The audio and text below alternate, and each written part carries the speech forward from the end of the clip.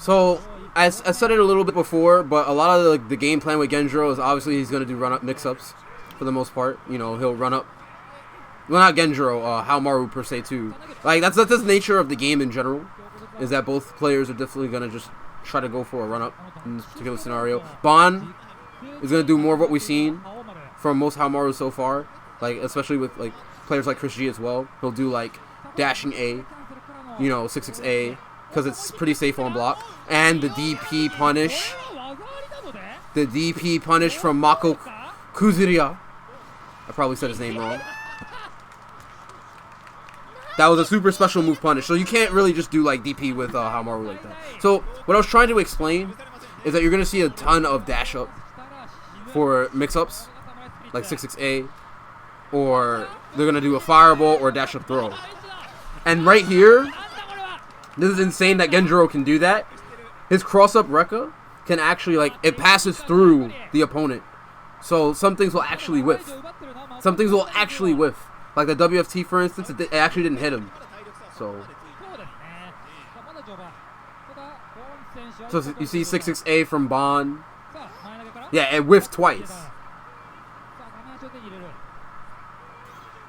Yeah, he tried to DP him for throwing Fireball. He thought maybe he was going to dash up and do 6-6-A right after Ban. Mako over here is basically trying his best to get the life lead back. He goes for the Hail Mary Rekka, but gets punished. Oh my god. Why did he not E-send? He could have E-send that DP. Actually, Ban could have super special moved when he did the Rekka and blocked it. This is not good. This is not good. Dash up C? Someone was not blocking on wake up. Someone was not blocking on wake up.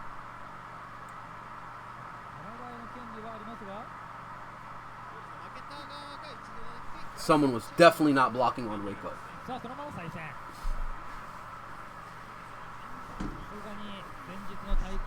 Alright, so Mako takes the first game. Pretty lucky. Pretty lucky if I do say so myself. It was a little bit of a scramble, but he took it. 5C, no recoil cancel. That neutral jump C crossed him up. That's insane. 6-6-A, 6-6-A. He goes for 6-6-D. Mako. And right now, Ban is just kind of, you know, trying to poke him away with 6-6-A. Really fast poke. Use the fireball to kind of keep him out. And that's what Mako was trying to do in the last game, was DP. So that way he could stuff out the fireball attempt. Goes for a command grab. That command grab is 4 frames. So you definitely going to have to jump. You're not reacting to that immediately. Okay. Dashing A. I mean, dashing B after the throw, the back throw. Wow, he tries to go for the cross-up. I think he backdashed. Threw him right into the WFT. He's going to lose his weapon. And Ban's going to take the life lead now.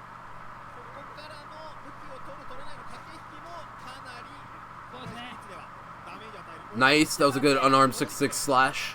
Now he has his weapon back. And the life lead as well. Mako doing great. The 5B poke.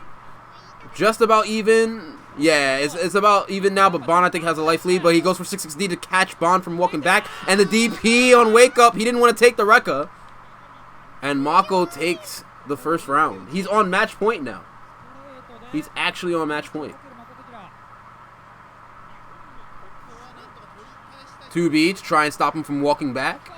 Rage explosion immediately. He probably wants to end the round. He wants to get WFT off. That's what Mako's probably thinking the moment he activated. He's going to run up to go for throw. Yeah, get thrown off of your jump in. That's crazy too. You know, normally you don't want to throw people if they jumped in because they could combo jump. See, I told you. That's what he wanted. No activation from Ban, by the way, to deal with the weapon flipping technique.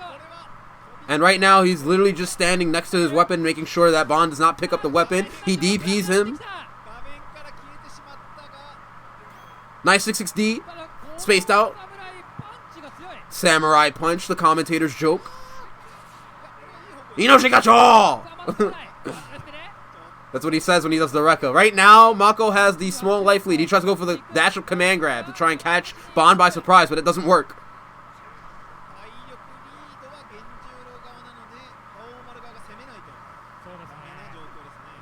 This is looking. Why would you go in? I don't know. Okay, fine. There you go. We got the life lead still with the Rekka. He's trying to get his weapon back. Oh my god, the DP. He checks the aggression from Bond to make sure that Bond doesn't knock him down so he can get his weapon back. Blech. Scrambles. Oh my god, he's off screen. It's off screen. There's literally nothing you need to do now, Mako. Wow, is he actually trying to win this? He's actually probably trying to win this without his weapon. Oh my god, the DP again. This is looking pretty bad. Oh my god, he goes for the cross-up. And Mako takes game 2. Mako moves on. I think Bond is out. GG.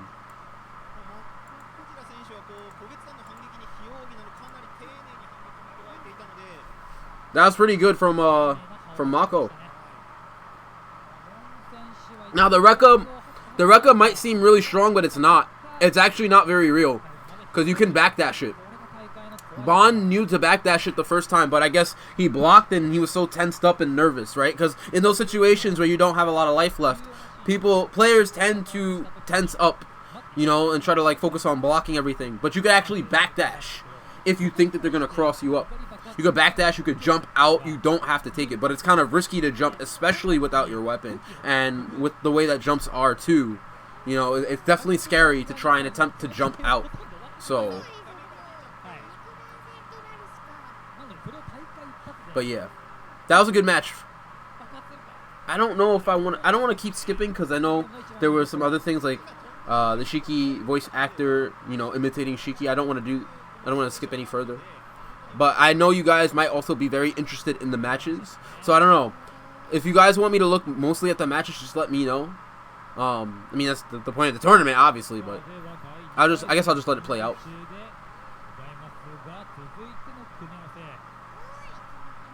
Who cares what they talk about, really? True. I can't really translate it for you, but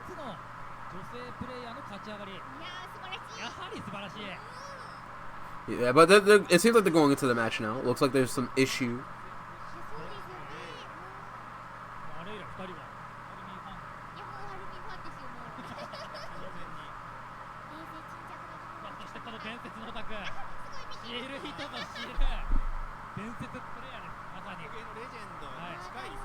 Cross-up Rekkas can be thrown. Yes, they can also be thrown. But that's very hard. I would rather just backdash. I would just backdash or jump.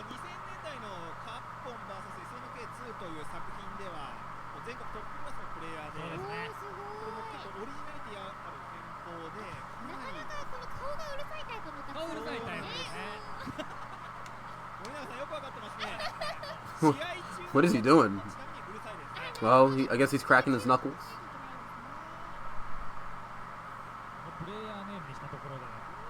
You know, it's crazy. I think most of these players are also going to be at EVO. So this is also good to look at, because these players, you might want to keep an eye on them. K2, I was surprised. I thought maybe K2 might be a part of this tournament too, but I guess not. I thought he would be. I've been seeing a lot of K2 for some of the Japanese tournaments before, so I'm very surprised he wasn't in this one.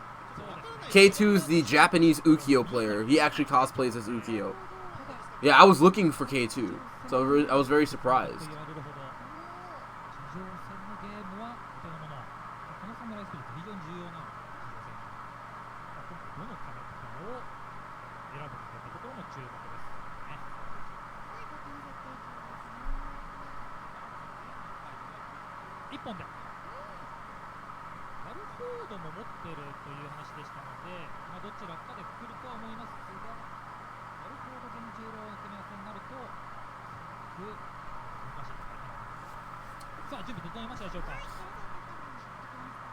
Okay.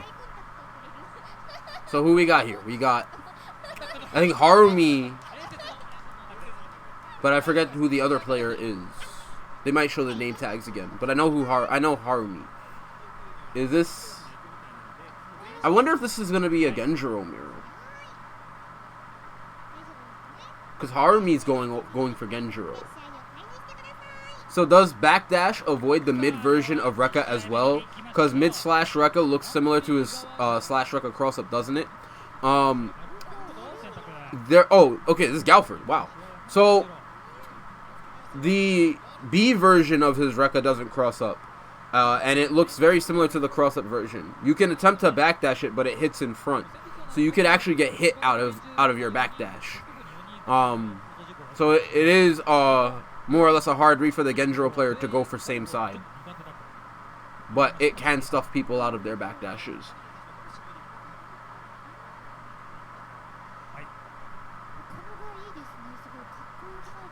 We can check if the player on screen is going to Evo.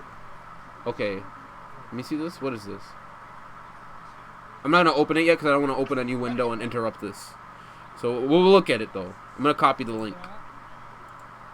So we got Galford versus Genjiro. Obviously Galford is going to aim to zone out. He's going to try to use Plasma Blade to more or less knock down Harumy so that way he could get the Poppy setups. So this is exactly what he's going to do. I like the whiff cancel A into calling Poppy. Here we go. He's going to call the Poppy, the C version, to try and lock him down. To lock Genjiro down. More Plasma Blades. Basically Densetsu is going to try to zone out Harumy. But right now Harumy is doing a great job of asserting aggression. Doing 2B, more or less to check the approach. 2B is a very safe poke to actually stick out. There's some recoil. It can be recoil cancelled, but it's also a low that means that it's not deflectable. The substitution, by the way, from Densetsu is really good there to avoid the Rekka. So that's another thing, too, in this matchup, is that with Genjiro, he's going to want to combo Galford, but Galford has the substitution to more or less get out of situations like combos from Genjiro, like 5B into Rekka or, you know, jump C, 5C, etc. So Densetsu's definitely going to use the substitution to more or less get out of those situations. Granted, the substitution on block is very negative. It's the imitation replica. I believe that's what it's called. Oh, get clipped by the Plasma Blade as an anti-air. Oh my god, the block on the overhead. I think that overhead is actually pretty safe on block. There's not much that they could do. DP. Nice block. I would have just 5C'd. Maybe micro walk 5C. It would have done more damage, but it's okay. Ops. Wow, what a delay on the second part of the Rekka by Harumy. Guess another jump. So that's another thing about Galford, is that on defense he's not too great. And to top it off, his Plasma Blades have a ton of recovery on block. Actually, they just have a ton of recovery in general. So it's definitely something you got to be careful. That's a nice 2B to stop the approach from Densetsu, and Harumy convincingly takes the first game. Shoutouts to Harumy. What up, Super Saiyan Kid?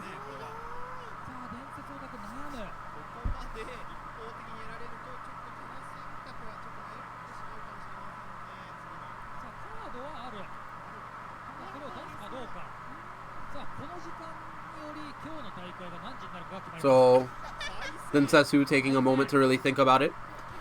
And now we're going into game 2. What is the adaptation from Densetsu? A lot of the time that Harumy was basically trying to...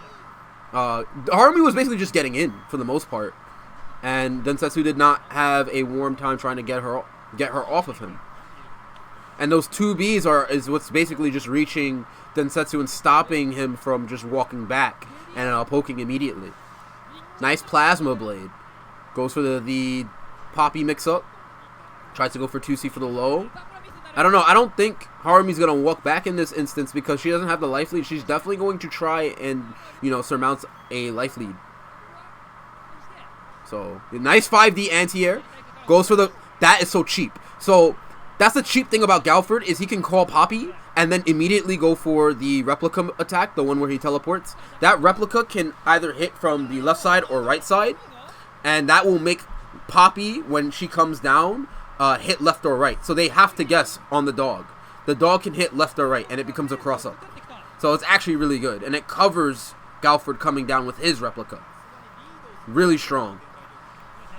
Tries to cancel the 2B into the Plasma Blade. That used to work in 5 Special, in Samurai Shodown 5 Special. So, I believe it works at closer ranges, but not at further ranges in this game. And then Densetsu doing a great job of taking the first round. But right now, Harumy is still on the still in the match lead so far. Okay, goes for the... I believe that's an overhead that Densetsu tried to do.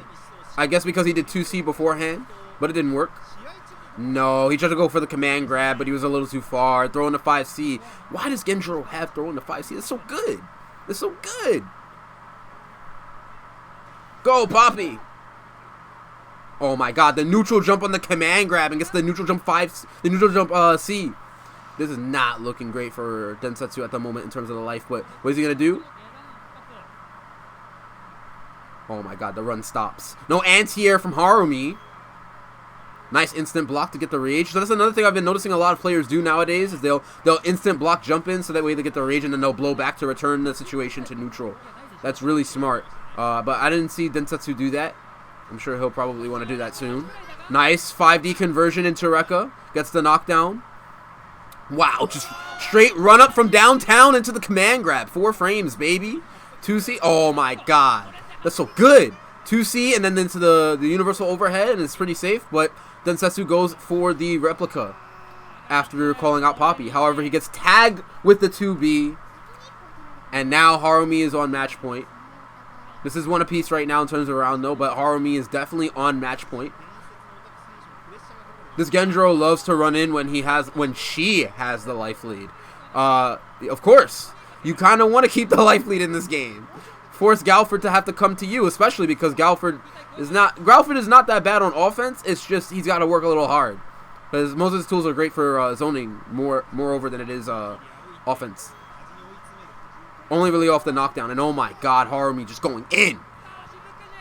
Harumy just going in.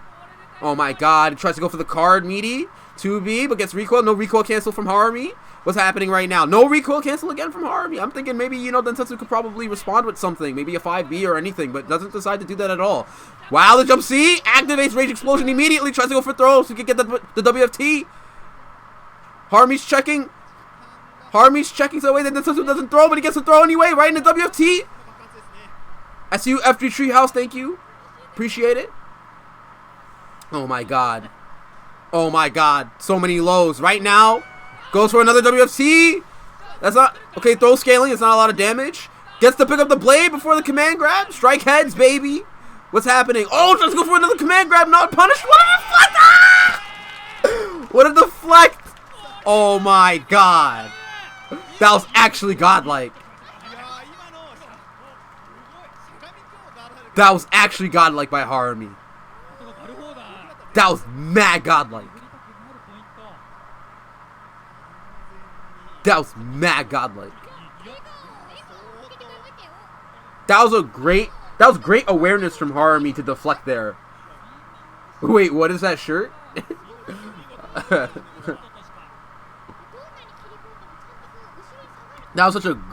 was actually such a great read from Harumy to recoil cancel, because the thing is that she never recoil canceled before off of 2B. She did it off of 2C. And that was right after she neutral jumped to avoid the command grab.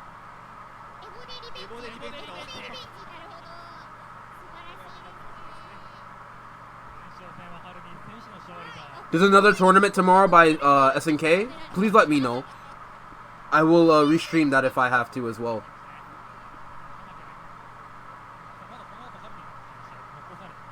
That was really good by Harumy though. Very great awareness. Supported by SNK, I'll restream that. I'll restream that too.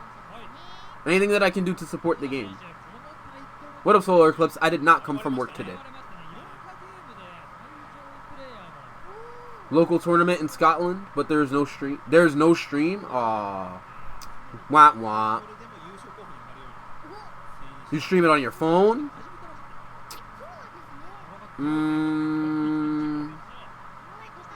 I could watch it. Come on, play Shiki. Please. So I wonder the players now. Is Kazunoko up? I don't know, maybe. I know Kazunoko's in here.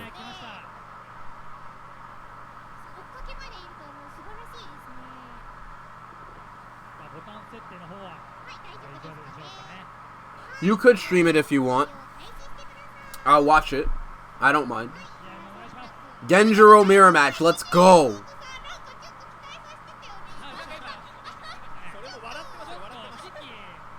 Kazunoko is everywhere. You're OD right now, Jason. Oh, I'm copying that link too.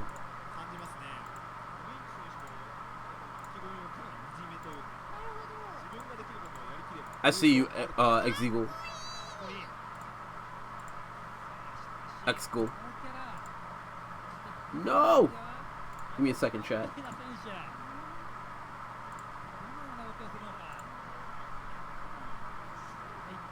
Sorry. Had to go into studio mode for something. So, this is not Kazunoko. I thought it would be, because I heard some games like Dragon Ball FighterZ and Third Strike being talked, so I thought maybe they were referring to Kazunoko for Dragon Ball FighterZ, maybe. But I don't know. Currently, though, right now, we have Panpi-na versus CVG Umintyu, if that's how you say it. Right now, Panpi-na is definitely playing the neutral game. 6-6D, you know, throwing projectiles, keeping them out. Meanwhile, Umintyu is trying to get in, you know, inch his way in. Umintyu is the white Genjiro, the white-haired Genjiro. Oh, that was definitely a fireball from Panpi-na. Nice 5B check.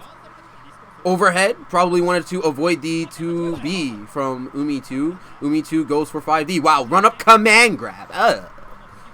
That command grab is so good. Oh, tries to punish the fireball after jumping over, but a little bit too late. 6-6D. Alright. And right now... Oh, what a jump back. That was a really good read from the dash up. No anti-air from Panpi-na. Panpi-na immediately decides to Rage Explosion round 1. I don't know why. I guess he really wanted the round, but I wouldn't have done it. Now you do not have that resource.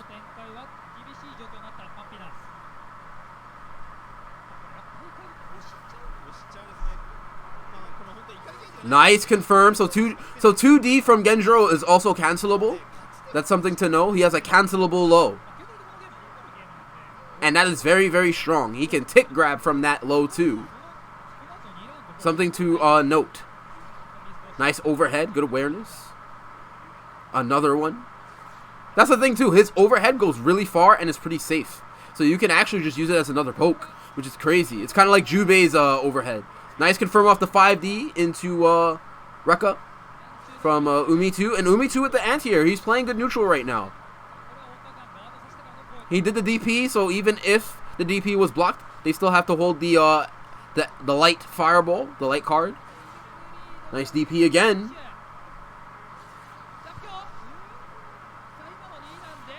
Oh my god, the trade on the anti-air. And just like that,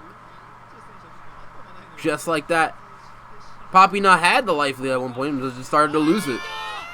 Catches the roll with 2C. Or was that wasn't 2C, that was near 5C, excuse me. He caught the roll with near 5C. I wonder what button Panpi-na pressed. Our Genjiro's DP frame 1 invincible. So Genjiro's light DP is not invincible, but it is 7 frame startup. The heavy one is the only one that is invincible. Panpi-na goes for the... Not Panpi-na. Panpi-na was the one that won the first game. Umintyu lost that because he was pressing buttons on the roll. Got you. Panpi-na actually went for the cross-up Rekka just now too. Oh my god, the 2B to check the approach. Right now Panpi-na is playing solid. Panpi-na. The jump back. Nice. Catches the backward approach. That was medium card, I believe, too. Panpi-na is having great control of the space right now. He is controlling the real estate. No anti-air, though, but he gets the jab to catch Umintyu on the way down. Umintyu has a lot of work cut out for him. Nice neutral jump. Oh, this is a punish. He should have waited on the 5B. Waited for him to land. Oh my god, no confirm off the 5A. He could cancel those 5As into DP. 2B to check the approach. Tries to do DP to check the approach. Does it again. Panpi-na does not care. Panpi-na's like, this is my 7 frame DP. You are going to run into it, please. Crazy. Oh, wow. Raw activation? He really... Yeah. Panpi-na knows. Panpi-na knows you want to run up throw to get the WFT to work out so you get the momentum, but that's not going to work. And now Panpi-na is right next to your weapon. He is going to amass that life lead. He tries to run under and do 6-6D. Oh, he's trying to... Yeah, Panpi-na's got this right now, but Umintyu gets the knockdown to get his blade back. Wow, what a jump in. Oh my god, the overhead. Oh god, 6D. 6D from Panpi-na, another overhead. Oh my god, the 5C. The 5C, man. Oh. Panpi-na out fundamentaling his opponent. That's crazy. Straight up just playing neutral the whole time. No ungamentals involved. It's crazy. It wasn't even a run over. It was more like he played solid. He kept Umintyu out for the most part with mid-range buttons. Not many anti-airs, but he did check with 5A, close 5A, to try and stop him from just surmounting offense after jumping. It was really smart from Panpi-na. Really smart. Alright, who's next?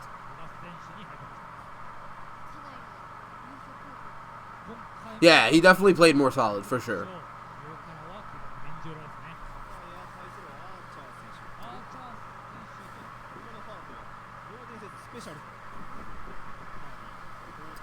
I want to thank you guys so much for watching my stream so far. I want to support the game as much as I can. Right now, I'm just streaming the official tournament. If you guys can see it, let me move out the way. This official tournament for SNK with SamSho, or Samurai Spirits. This tournament has some pretty decent players in it. Going ham right now. 16-man tournament. Single elim. Pretty good matches so far.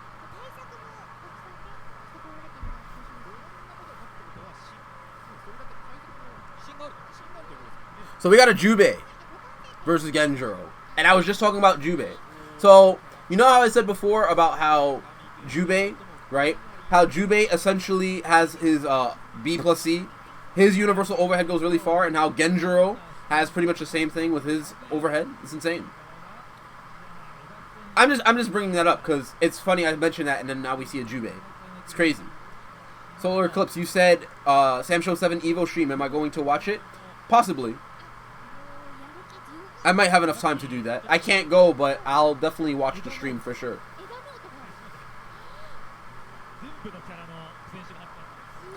Alright, so we've got Archer versus Kashiyama. Kashiyama Eda. And immediately the 5D into DP, and then another DP, immediately securing the life lead. Archer is going to have to do a lot of... Oh my god. Too far for the conversion, but he DPs to whiff punish the 5B. Kashiyama is going ham. Oh my god, the DP back from Archer. He's like, this is not free. Nice jump B. Jump back B. Nice 6-6C to check the approach. 6-6D. Oh my god, the 5B, what a trade. He runs up and command grabs him, yo. That's crazy. The run-up command grab. I'm telling you, run-up command grab, Genjuro is crazy with that. Genjuro is crazy. Like, we're just going to run up command grab. It's 4 frames right now. And then we start the round with the cross-up Rekka. Crazy, man. What the 5D hit from that far, too, for the 3rd hit. Oh, man. Oh, the check, though. But that's not a combo. That was not a combo there. Jump check with the 5A. Gets the Rekka again. How are you supposed to deal with the cross-up Rekka? Oh, he could burst that. Kashiyama could have burst that and win the super special move. Oh my god, the deflect! Yeah, he's forced to activate, but he actually could have killed. If Kashiyama had just Rage Explosion and then ran up and did SSM, he could have killed. He could have killed Archer without having to worry about Rage Explosion.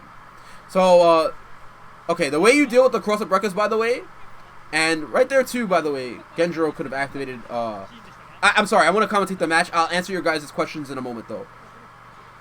Oh, he does not continue the Rekka, but gets checked. Thank you, Dynamite Pete. Appreciate it. Nice. What was that? 2A? Near 2A? Into the Rekka, but doesn't finish it. Kashiyama is getting poked out a little bit right now. He's getting poked out, but he immediately checks the dash up normal on block. He goes right into the command grab. 5C goes for the cross up, the dirty stuff. Oh my god, 5B. The projectile chips him out. The projectile chips him out.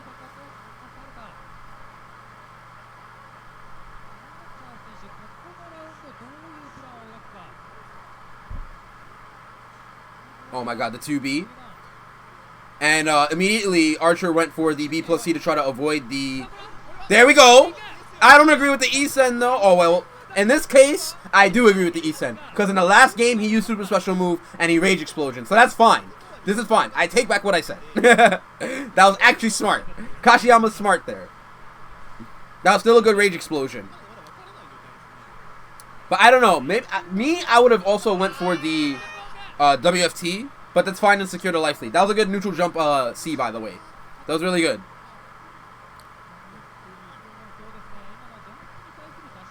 And right now, Kashiyama takes the first game. Hipponne shobu. Alright. So immediately Archer is doing B plus C.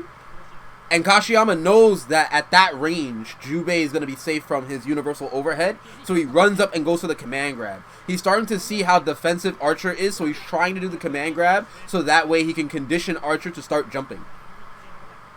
That way he can start to get him scared and have him eat the DPs. See what I mean? He's doing another command grab.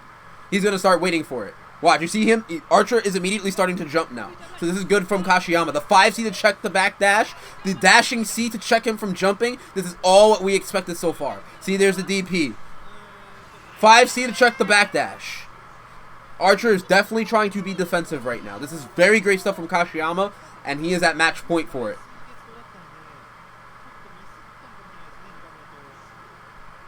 Oh, tries to deflect. Assumes that Archer might have pressed 5B at the start of the round. Oh my god. Recoil cancel. Nice. 2B. Goes for the cross up. Archer adapts. He jumps back. And that's one of the ways to deal. Oh my god. The damahe. The damage. So that's one of the ways you deal with Genjiro's Rekka. You can jump back too if you think he's going to cross you up for the second hit. And you can actually get a good conversion. Nice DP. After the throw. Oh my god. He tries to counter on wake up. But Kashiyama goes for the DP, does another one. Rage Explode? No Rage Explosion. I would Rage Explosion immediately when I see that. You could win the game from that. I guess he's trying to keep his resources. Nice 2B check. That might have been a punish, actually. Nice 6-6D. Nice block on the 6-6D. Tries to go for the cross-up again, and Archer is showing Kashiyama that he knows how to deal with the punishes. He jumps back and does another jump C to deal with the Rekka. I don't understand why Kashiyama is not seeing this adaptation from Archer. And he could have won the game, actually, if he just Rage Explosion after the DP. But now Archer has a chance to stay alive.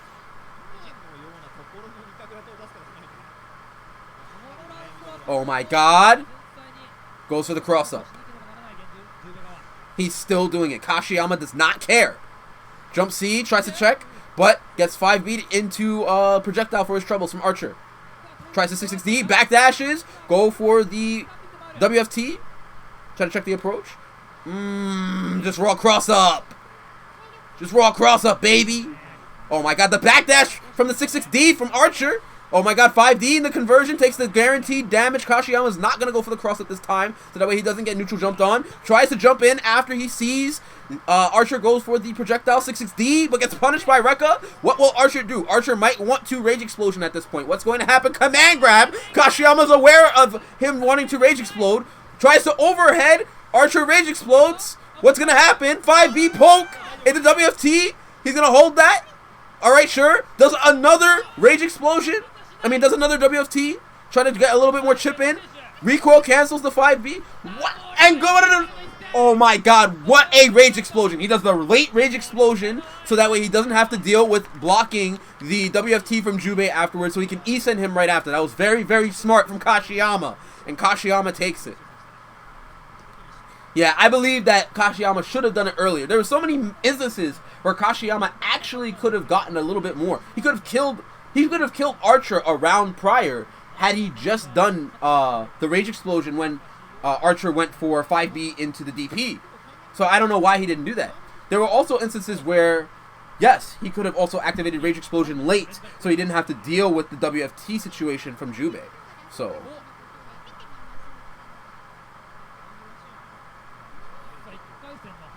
yes, I agree, Exeagle Buster. So we ran through the left side of the bracket so far. We ran through the left side of the bracket, so now we're gonna have to deal with the right side of the bracket over here. On the left side, we've got Mako. So let's pause it a little bit so we can just review the bracket. So we have Makokuzira. I'm sorry, I'm fumbling on my Japanese. We have Makokuzira. We have Makokuzira going over Ban. We have Harumy going over Densetsu. We have Panpi-na going over Umintyu, and we have Kashiyama going over Archer. So we have basically Genjiros. We have Genjiros. We have nothing but Genjiros. We have nothing but Genjiros on the left side of the bracket. Do you know that? We have 4 Genjiros on the left side of the bracket. And now, I think for our first match, we might be going into Kazunoko versus Kyoku. So let's watch that match. If they're going to start from up here.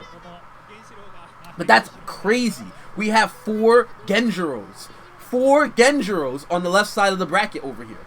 4 Genjiros. That's insane. Ungamentals, baby. Ungamentals. By the way, my name is Sonic Soul. I'm just restreaming for you guys at a more convenient time the Samurai Shodown official tournament. They're basically covering a top 16 bracket. It's single elim, featuring some pretty good players. And I'm just trying to give my best commentary and give my best foot forward. Right now, we just ran through the left side of the bracket, and we have a ton of Genjiro players basically on that side. And of course, we get the Kyoku versus Kazunoko match. So, I don't know. I think Kazunoko is running Haomaru, if I am correct. I could be wrong, though. I need to, I think maybe he might be running Genjiro, but I don't know. I think when I last saw him stream on YouTube, he was running Haomaru. And exactly, he's running Haomaru. He's running Haomaru. I see you, Ants. What's good? So we've got Kazunoko versus... Kyoku. Kyoku is using Nakoruru. So Nakoruru is going to be using a ton of 6D and 6D to kind of like be annoying and poke in, because that normal is actually pretty safe on block. So, and plus with the mobility that Nakoruru has, she can be very annoying. And with Mamahaha, she can poke from a further distance. See, there's a 6D right now. So this is what Nakoruru wants to do. This is what Nakoruru wants to do. Jump C. So Kazunoko's trying to detect the 6D with neutral jump C, but I think he needs to start doing like 2A. 2A will be very good at checking that slide. See, and you see Kazunoko starting to do that now. All right, great. What's up, Lamar? This is live. Nah, this is not live. This happened earlier in the morning, around 5:30. Nice, 6-6A. 6-6D. Throw. Alright, goes for the DP. So round 1, it's kind of okay for Haomaru to go into heavy DP to force the Rage Explosion activation. I believe that's fine. You know, get the damage already. Tries to 5C the whiffed 6-6D from Kyoku, but a little bit too late. As I said, that normal is very safe to really use. However, Kazunoko gets the jump C into 2A right after to close out the first game. Yes, smart and tart. This is the Japanese tournament. The 16-man bracket that is single elim. Oh, the 6-6D. Nice DP from Kazunoko. They instant block into the blowback. Very smart from Kyoku. Right now, you see Kazunoko is buffering the 2A to stop Kyoku from doing 6-6D, so that way he can show, look, I'm going to stop you from doing this normal, and then I'm going to get damage from it with DP. I want you to stop using it. But Kyoku does not care. He's going to still do it anyway. Hold my safe normal. See, and you see how you see Kazunoko basically trying to stop him from pressing that button. Nice 5B recoil cancel into Mama Haha. 6-6D. Oh my god. Right now Kazunoko doesn't have to really do much. What a deflect! Oh my god, you have to hold that! Ah! That's what I like to see, baby! Oh! Gomenasai? That was actually ridiculous. As the commentator says, Subarashi. That was actually excellent. That was actually pretty good. That was pretty good. Kazunoko wanted to punish Kyoku for doing 6-6D in the neutral. Kyoku recognized that and adapted. That was really good. But now, Nako doesn't have that resource anymore. But it's one apiece. So Harumy now has WFT. His WFT is 11 frames. He can cancel into it from his 2A. So Nako's definitely going to have to be careful this time. You see Kazunoko's definitely trying to fish for it with 6-6B to confirm into it. Kyoku's not having any of it. And Harumy just ran out of rage. Nice 6-6A. Neutral jump again. He's trying to punish Kyoku for doing 6-6D. He's trying to punish him. That's been the whole game so far from Kazunoko. Oh my god. She's telling you to eat them Uggs. Nice 6-6A. For the poke. Oh, the check with the 5A to stop Kazunoko from jumping away. And both activate. Oh my. Oh, Kyoku. Rip. Oh, man. They both activated Rage Explosion, but Kyoku definitely went for the throw right after. However, I believe that Kazunoko activated Rage Explosion a little bit later, and so the throw whiffed. And because of that, he got E-Sen. So Kazunoko takes the first game. Very close game. Very close game from these two people. From these two players. Nice throw into 5B into Rera Musube. However, I would say that I would agree more with the 5C. My guess is he probably wanted to get the knockdown instead. So nice Mama Haha.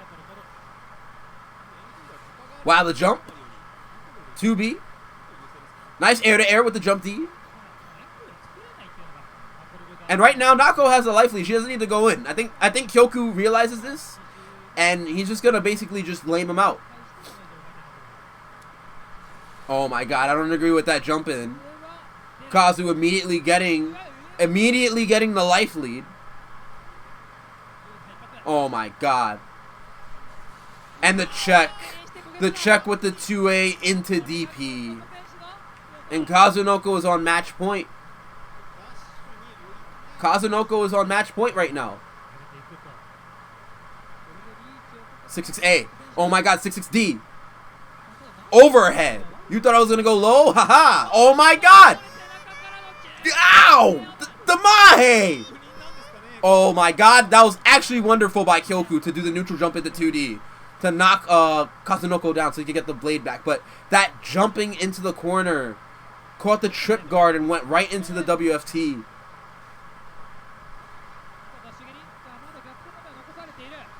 Oh my god.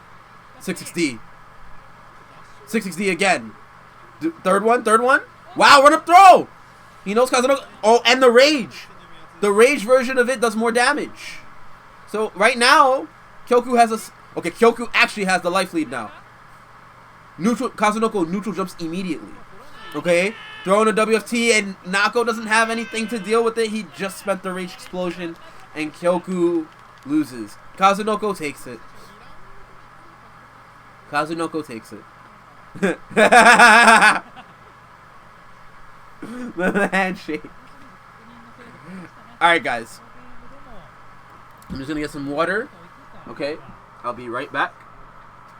And by the way, no, I'm not wearing boxers. This is the full suit. With socks on. I'm not obviously gonna wear shoes. I'm wearing socks. Why would I do that? But I'll be right back. I just want to get some water.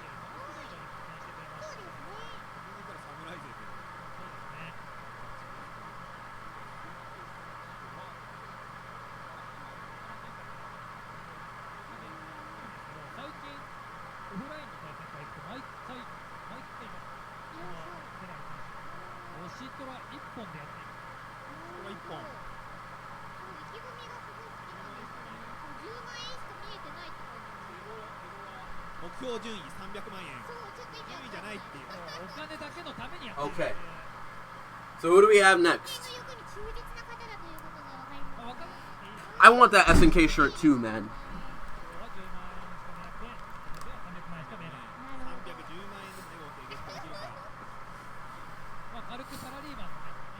Okay. So now I don't know who these two players are. I didn't check the bracket, so I wish I had a copy of the bracket. I should probably check it. So I heard Charlotte. This guy plays Charlotte?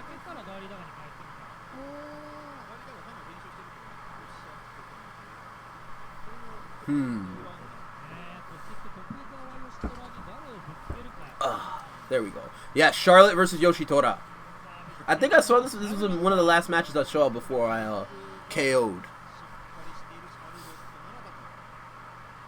Alright. So here we go. On Gairyu Island. Am I going to Evo? I wish I could go to Evo. I wish I could go to Evo, but I can't. I'm unfortunately a New York City worker. So, fortunately for me, I can't go. They need me. And it's a seasonal job. If it was a full-time job, I could take the days off, but I can't. So, I really want to go. I'm telling you, I want to go. Okay, so here we go. Charlotte versus Yoshitora. So, Yoshitora doesn't really have great neutral tools. 5B is probably the only thing he has. So, Yoshitora is going to be more implored to try to jump in. As you can see. Good block on the cross-up, but too far away for the 5C to connect into Asaga. What Nadeshiko heavy? He had to read that Kainuma was going to jump like that? Oh my god, Senaru, please. Kainuma says, get off of me. Alright, so basically in this matchup, Yoshitora is going to have to do a lot of things to try and get in because Charlotte has really good neutral, really good pokes to kind of like keep Senaru honest. So it's actually insane. Oh, the 5D and the 2D. Nice throw. And the 5C. I don't know. I would do 2C after that to get the max damage. That was a good jump B, though, from Kainuma to air-to-air Senaru. Dashing C to get the knockdown. You know, I do agree with dashing C to get the knockdown. Nice neutral jump 5B. He definitely just did the rage version of the Nadeshiko. That anti-air Nadeshiko was actually ridiculous. That was a sick read. But unfortunately, Kainuma takes the first game. Nice jump. Oh my god. Why is he doing the heavy Nadeshiko? He had the jump in. I would have just done the light Nadeshiko. He really just went for the reset. But hey, man, unscaled damage. Yoshi now has a life lead. And still decides to jump in. Okay, Asagao. Asagao. So he goes for the good damage. And right now, Senaru can just chill. He doesn't have to do anything. Yeah, that just defend on the fireball was also pretty good. Another jump in. I don't know. I don't agree with Senaru going in like this because he has the life lead. Nadeshiko? Again? Was that 6B? Oh, with a backdash. 5A. So I've been seeing that a lot in this tournament too, that a lot of people will do the jab anti-air to kind of check people for jumping in. And the raw light Nadeshiko. So light Nadeshiko hits low, right? Light Nadeshiko hits low. The medium one hits in the mid, and the heavy version hits high. It's not like it's an overhead. It's just the high one is an anti-air. Another jump C. Oh my god. So you see the jab check to stop people from crossing people up? I've been noticing that a lot. Kainuma's been doing that. That was a good... right now, Kainuma is still air-to-airing pretty well to stop Senaru from the jump-ins. But it is pretty tough because you have to be 10 for 10 on it. Because one jump in from Senaru means like 30 or 40% gone for that mistake. So the thing about Yoshitora is that his DP is pretty slow. I wouldn't necessarily do it, especially for Charlotte, who has a very deep jump, and oh my god. He has to rage explode that. He has to rage explode. The recoil cancel in the E-Sen? You are brave. You are brave. This Charlotte player is brave. The recoil cancel in the E-Sen. I would have not pressed a single button in that instance. That's crazy. I'm taking that. I'm actually taking that. He actually embraced death.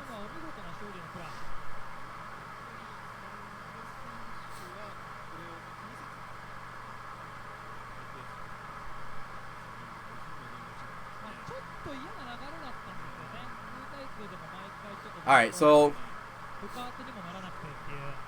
Kainuma takes the first game. Nice. Kanuma's starting to be a little bit more patient, watching out for the Raw Nadeshikos. Raw Nadeshiko is definitely very negative on block. So you see like Yoshitora is doing it in the neutral to stop. So, okay. The reason why Senaru is not anti-airing Kainamu as much is because he knows that Shirayuri, which is Yoshitora's DP, the little green DP, has a ton of startup, right? So instead, what Senaru's doing is, you know, he's jumping in with jump C to air because it has a really wide hitbox. And he's also using heavy Nadeshiko kind of just to throw it out there to deter Charlotte from just jumping in. That's what he's doing. I've been noticing that a lot so far from Senaru, and that's a really good game plan considering how Yoshitora doesn't have very great neutral against Charlotte. So that's really good.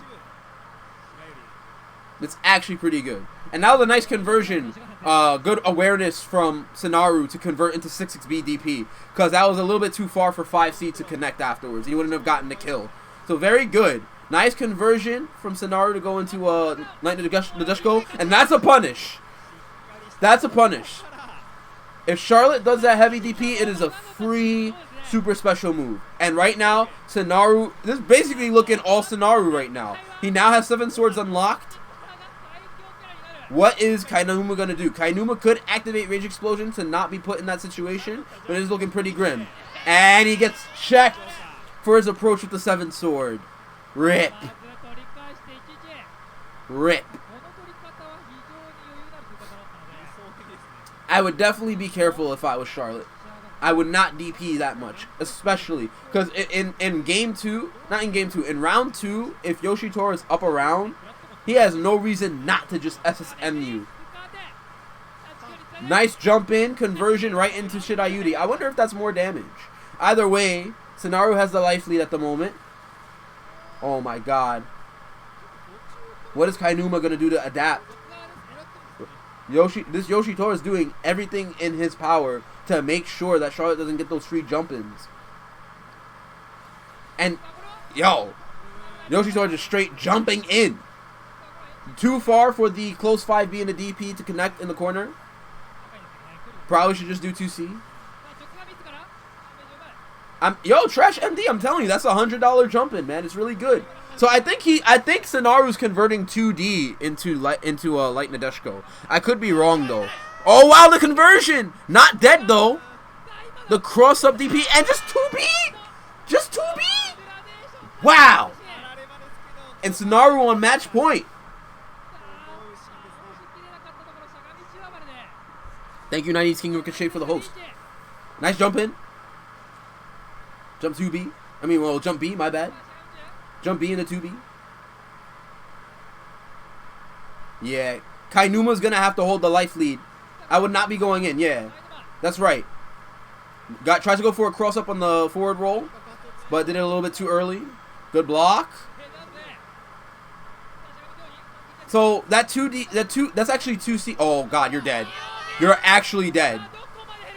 You're actually dead. You're actually dead. I was just singing your praises. You're actually about to die. Charlotte actually takes the least amount of damage in the game. I think she has the least multiplier at 95% damage taken. So that's why she didn't die immediately. But now, oh yeah, Yoshitora definitely can't just do 7 swords now. Yoshitora definitely can't just do 7 swords.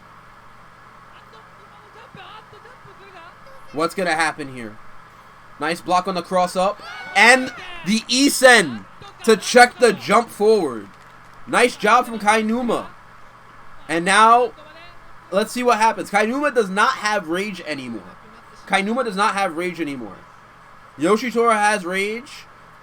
He can easily convert into weapon flipping technique from a multitude of his normals. Nice throw into dashing C to get the knockdown. Too far. All right, yo. I think he's hitting her with a B normal. Oh my god, and it's off screen. Ripperoni.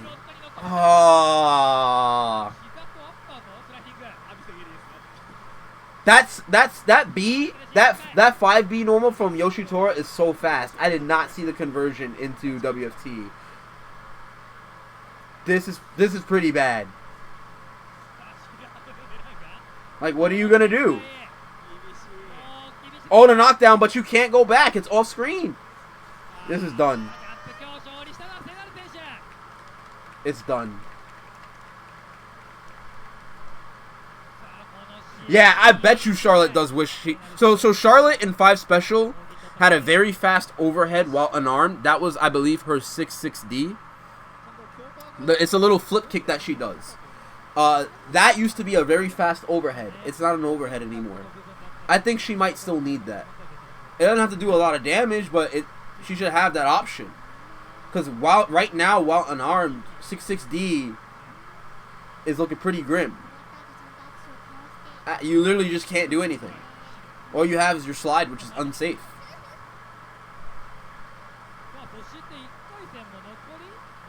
But yeah, Yoshitora takes it.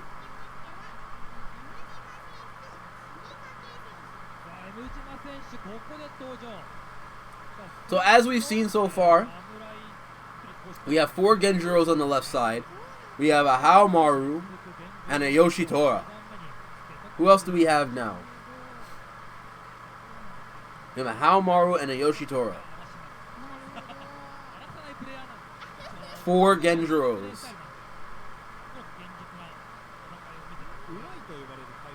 That still blows my mind. I'm sorry, guys.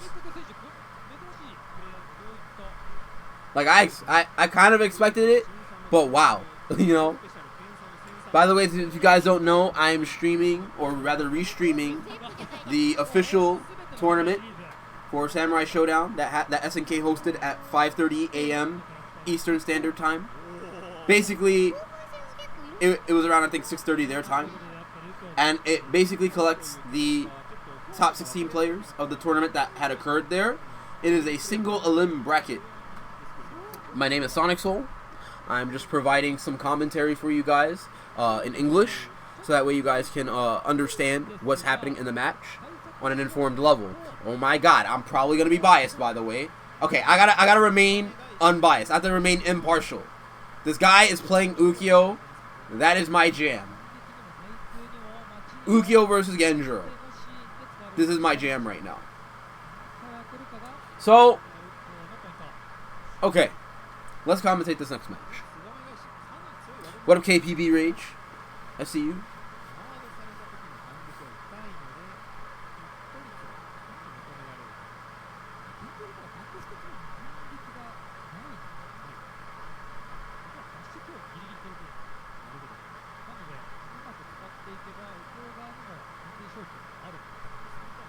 Okay.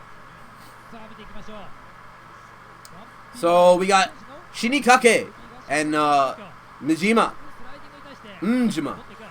So the 5D into the cross-up Rekka. This is gonna look okay.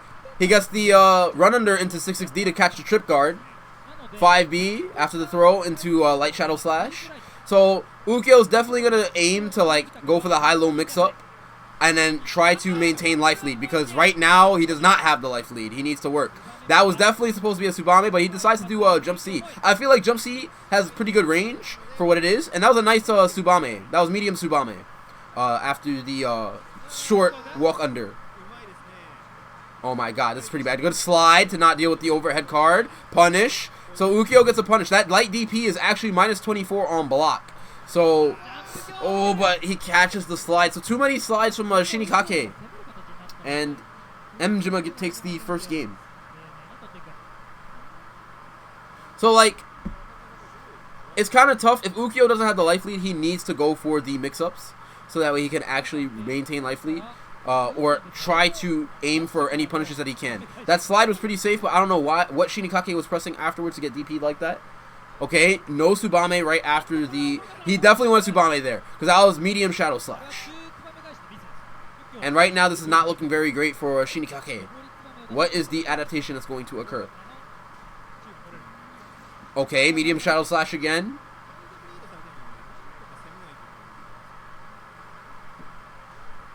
Nice 6-6D. Okay, 3D. So 3D is very active. 3D, you can use it to meaty and check as a good low, so that way they can kind of respect it. And you could actually link into it, or rather frame trap. That Tsubame was actually OD.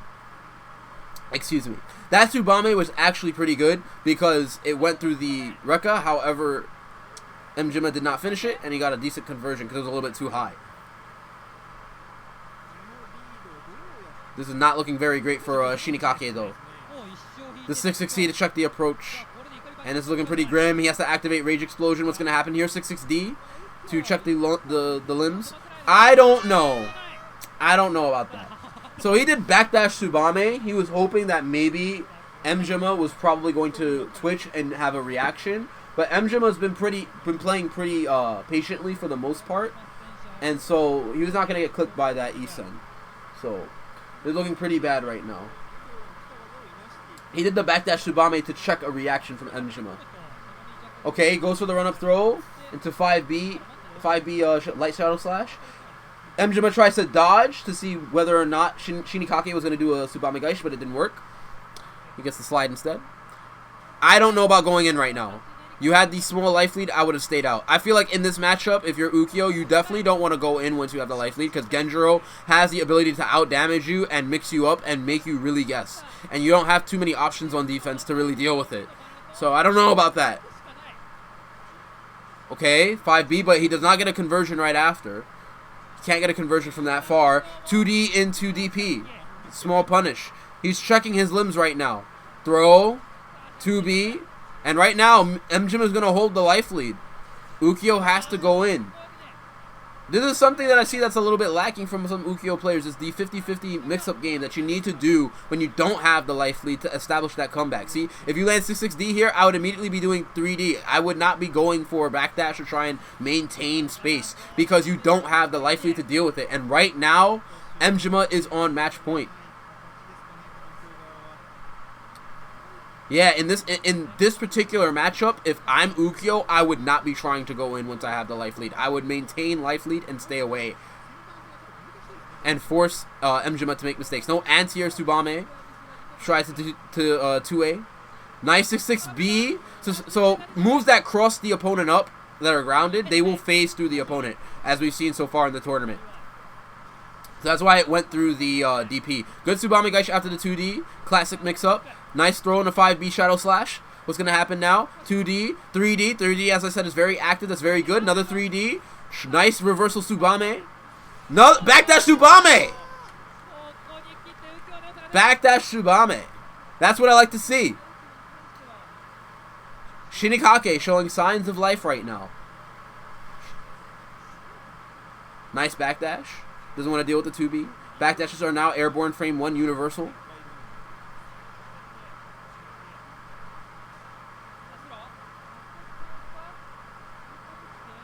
And right now, I agree with this sort of evasive play. Nice. Still have the life lead. No reason to go in. That's right. Compose yourself, Shinikake. You don't need to go in. You don't need to do anything. Nice. He is doing the medium Shadow Slashes to kind of check the approach a little bit. Oh, but now you don't have the life lead anymore. Now you kind of have to go in now. I guess you're going to play patient still. Don't have to immediately go in. Oh, the 6-6D, though. It was misspaced, and that's a conversion. Oh, the crumpling. No. Oh, he didn't get the 5C punish. He tries to run up throw on the 6-6C, but gets punished for his troubles. 2D in the DP. Another one. And Mjima, I've been seeing a lot of Genjiro players do that recently. The command grab after the roll. Activate Rage Explosion immediately on wake up, but he just does the overhead, and Shinikake loses that. Mjima takes it. The moment Ukyo lost the life lead, you know, I know he had to go in, but I would have waited a little bit longer. I know I'm not very patient as a player, personally, but I think the correct option would have just been to play patiently, just wait it out. The life lead wasn't that surmountable, right? He could have just waited. So, yeah, once Genjiro gets the life lead in that matchup, it's very hard for Ukyo to take it back unless he starts the 50-50 game, which is very risky. Very, very risky. So this is the last match. This is the last match on the other side of the bracket. This is not the last match of the tournament. This is the last match on the other side of the bracket. So on the left side of the bracket, we have 4 Genjiros. On the right side of the bracket, we have a Harumy, a Yoshitora, a Genjiro, and we're about to see who we have here. Again, thank you guys so much for watching the stream. Again, I am restreaming the Samurai Shodown SNK official Japanese tournament that happened at 5:30 a.m. EST. We have 16 players. It will be single elim as it is right now, and I don't know what the players win or whatnot, but it is definitely single elim right now. So we have Genjiro versus Harumy again. I think Genjiro Harumy is looking very, very good. Those characters are very good. I know Harumy is strong, but I didn't think that he was going to be as strong as he is right now. I thought that maybe Charlotte would overtake him. I thought that maybe some few characters within that small top echelon would take him. But no, Harumy is looking very, very strong right now. So right now we've got Pugera versus Minami. So Pugera with the strong life lead right now. Not very strong, but, you know, he has a life lead right now. Definitely now. What is he going to do? He's going to try to... Yeah, he's going to keep him out there. Tags him with the 2D. And the overhead projectile connects, and he gets a conversion into the DP. Wow, and that convert... Yo, this character's OD. This character's OD. You have to take my mix-ups. That's actually OD. Excuse my language. That's actually really, really good. The run-up command grab as well. Oh, man. So, Minami is playing very, very patient right now. Too patient. Too passive. The overhead card and the 2D is not crazy. The thing is, though, like the overhead card in and of itself is not crazy, but the 2D is. Because the 2D is actually cancelable. So, if he blocks the card, the 2D can actually hit him, and he could go into the Rekka, right? He kind of has to fuzzy block it, which is really, really hard. Goes to the command grab. Oh, tries to get the jump in. 5D. Back dashes. Right now, we've got a small zoning war going on. Minami does not have the life lead. He eventually needs to go in at this point. Nice. Oh, but gets clipped by the back dash. He backdashes. Jumps and gets DP'd for his troubles. 5D. Conversion. That's so much damage. Just off of that. Neutral jump C. This is looking like Pugera's game right now. Nice DP. Minami not looking very hot. He might have the Rage Explosion soon. No anti-air.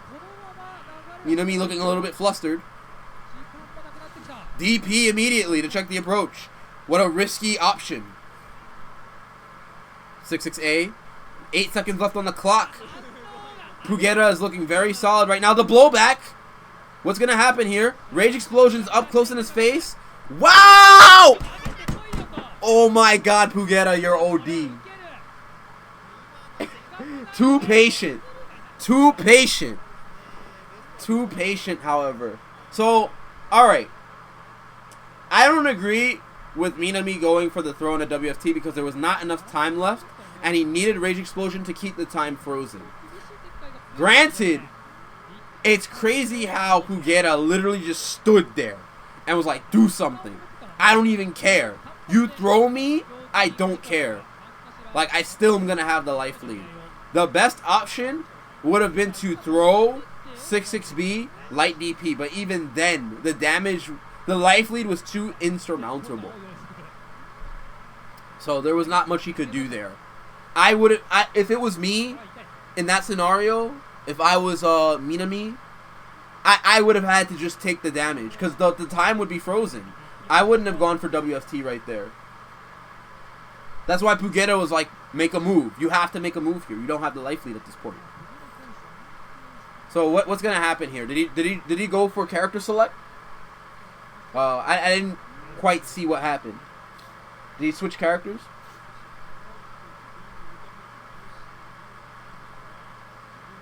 No. Took a chance to think. So right now, Pugera's up a point.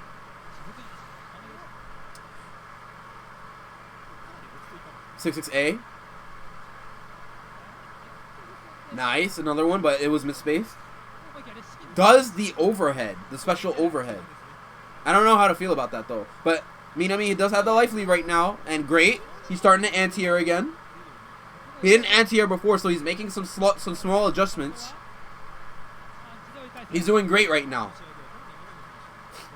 No anti-air that time. Good block on the overhead. 2B from Pugera. DP. What's happening here? 5D again, but no cancel. Tries to go for a run-up throw afterwards. No punish from Minami. Right now, Minami, you know, he still has the life lead. Granted, he doesn't have the spatial advantage, but it's okay. Run-up throw in the DP. That's right. This is looking like Minami's round right now. Good 6-6-A. Oh my god, no check on the dodge. He could have done 5B there to close it out. But it's okay. Alright, return back to mid-screen. Oh, backdashing still. He's trying to hold the life lead. That was definitely not a 6-6-A he probably wanted, but he did another one anyway. And Minami takes the first round. That was really solid. That was good adjustments from Minami from the last round. That was very different from what we've seen so far. But he does the run-up throw and immediately gets 5C for his troubles. And now Pugera's going to hold the life lead. Throws him on the approach and does DP immediately. What's going to happen here? Goes for the cross-up Rekka. Nice punish from Minami with the 5C. I probably would have done a WFT right after. Okay. Doesn't get the 6-6B right after. Does 5B instead. I don't know how to feel about that, but that's fine. Gets a DP again for jumping in. Minami does not have the life lead this time. Tries to do empty jump low after he does the card overhead. Another one, 5C. He has to hold that. I don't know. I would DP in that situation if he's trying to, you know, constantly go for the card stuff. But, you know, it also is very scary as well. Good instant block from Minami. Does not do a blowback, but does DP instead. What's going to happen here? Tries to go for run-up throw. Pugera neutral jumps and gets the punish. 2B into DP. And right now, Pugera is on match point. Minami was looking solid in the first round, but Pugera definitely made some adjustments as well. I think Minami also lost the life lead, and that forced him to kind of play a little bit more risky. Gets the 6-6B, does not good. He gets two 6-6Bs and doesn't confirm into WFT. That was definitely a real life rage explosion right there. This is not looking great. 5D into Rekka. Life lead is not too bad, but the run-up throw is not very great. He's trying to aim for it. That was very good patience from Minami, but I don't agree with the throw in the E-Sen. I would have thrown into WFT because the life lead is now insurmountable. The E-Sen was scaled too much from the throw. This is not looking good. The command grab, and it's enraged. Oh, the desperation. And right into the super special move. Shibisawase! Fomida! And Minami just cracked.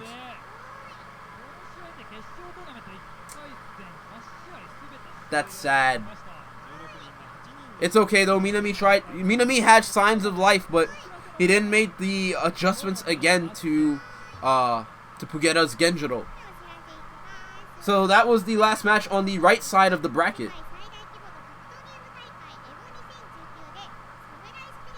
So here they are. They're promoting EVO 2019. We're very close to that in the Mandalay Bay, Las Vegas, Nevada. They're promoting EVO right now. I believe it's very soon. We're very close to EVO. I think it's the first week of August.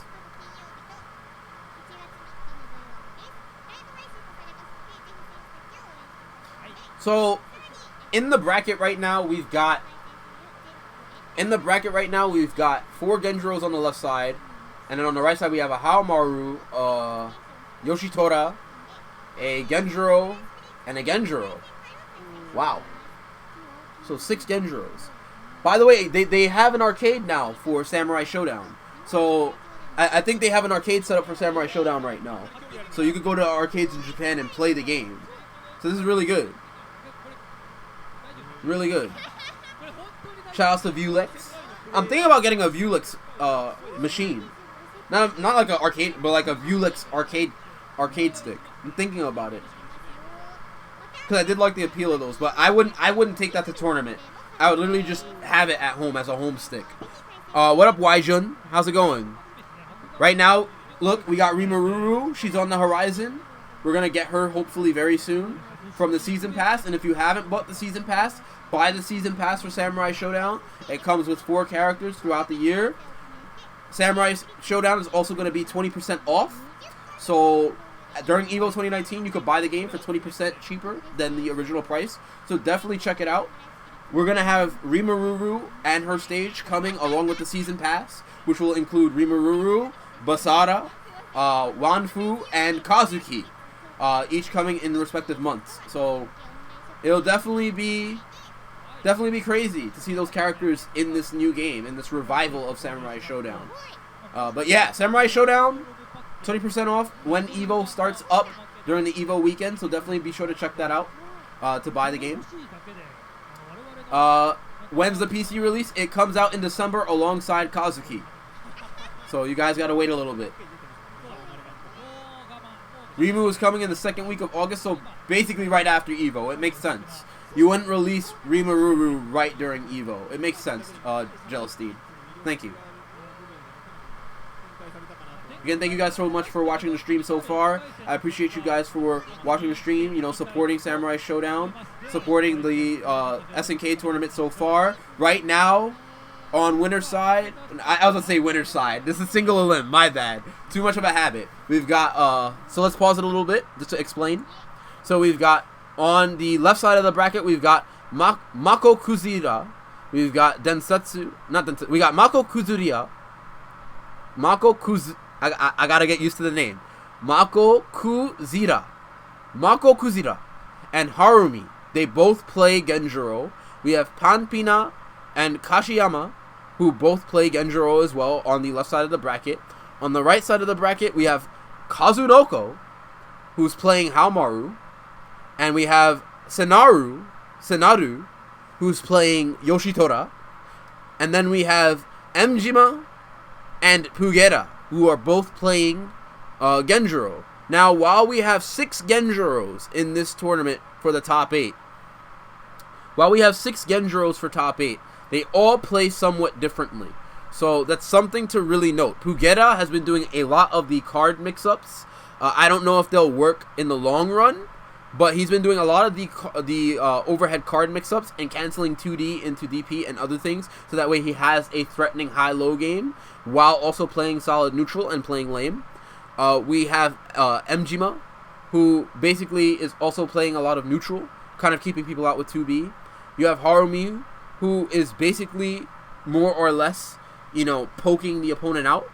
And then you have Kashiyama Eda, who's more aggressive than the others. So you definitely have a variety of play styles with Genjiro, but you still have 6 Genjiros in top 8.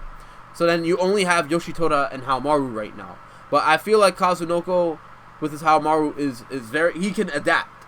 And Senaru is very good at reading situations and understanding matchups. So he understands the matchup with Charlotte right now, and knowing that he had to do heavy Nadeshiko in order to check her for just the jump-ins, right? And then doing jump C to air. So that was very smart. And the 5B, I believe, into weapon flipping technique, the quick confirms, is just what Senaru needs to cover the scramble situations. So there's going to be an interesting top 8 of the single elimination tournament. Again, thank you guys so much for watching.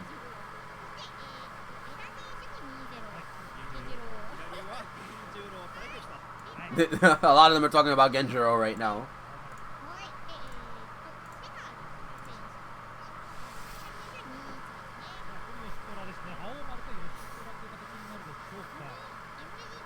game population on PS4 is pretty bad.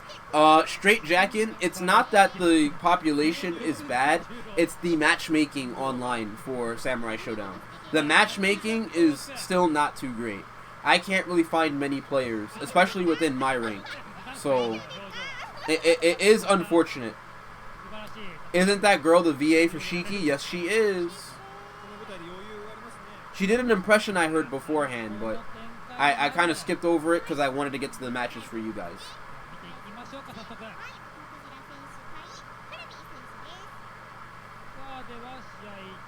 Alright, so who is this now? Genjuro mirror match. This character is actually ridiculous, guys. This character is ridiculous. He really just has everything.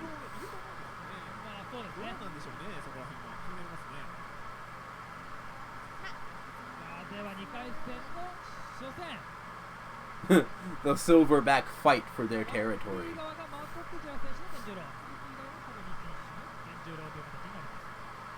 When I was playing Dandy J yesterday, I realized I couldn't find him in the queue until I has all the same qualifications as him. And like, yeah, you have to do that, located. The matchmaking is not that great for SamSho Online, but we can talk about that on another time. Right now, we've got Mako versus Harumy. We got Makokuzira.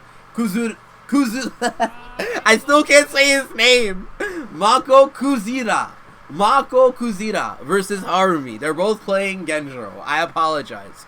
So, as you can see, you know, Harumy's trying to more or less poke it out. She doesn't have the life lead, but she's trying to play a little bit patiently. Right? What's going to happen here? A lot of jump C right now to air to air. He tried to run up grab, but no punish from Harumy. 6-6C. Nice check with the jump D from Mako. 2B. 6-6D. More or less checking Harumy's approach. Sticking in the Rekkas to kind of like, you know, catch her off guard. Because she's not expecting that. 2B. Oh, they both jump back. But Harumy definitely doesn't have the life lead. This life lead is not in her favor. At all. No anti-air.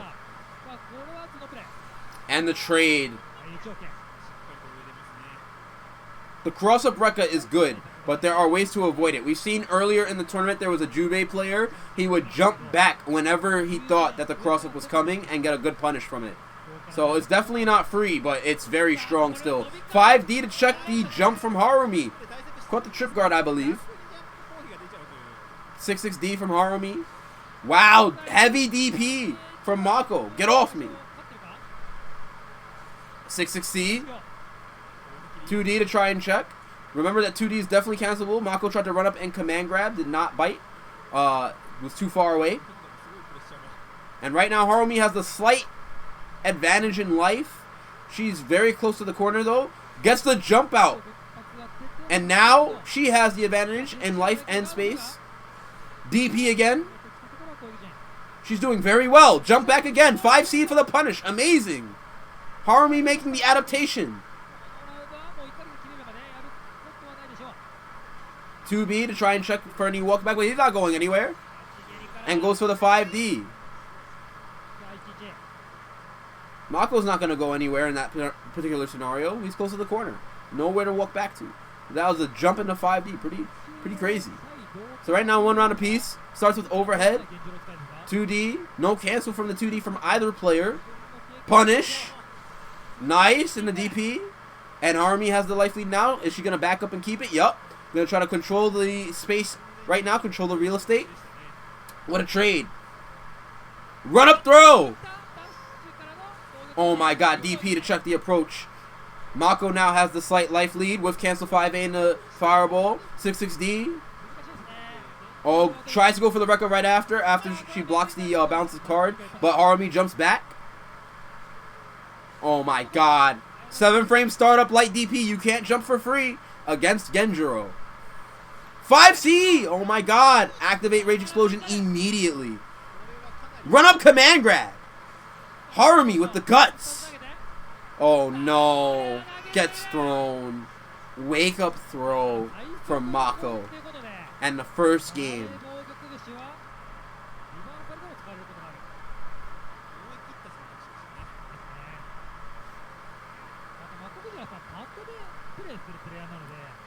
Immediately right into the second game. Okay. Tries to jump. Okay, so I was talking about that earlier. A lot of people are starting to do instant block on jump-ins and then blow them back so they can return to neutral. I think that that's happening a lot more frequently now.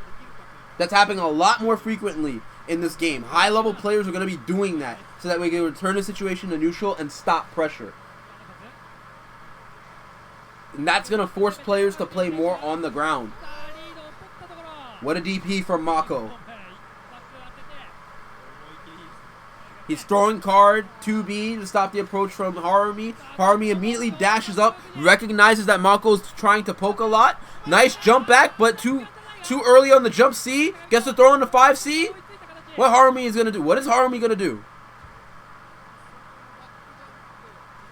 5D. Held up, but gets crossed up by the Rekka. And Mako's on match point.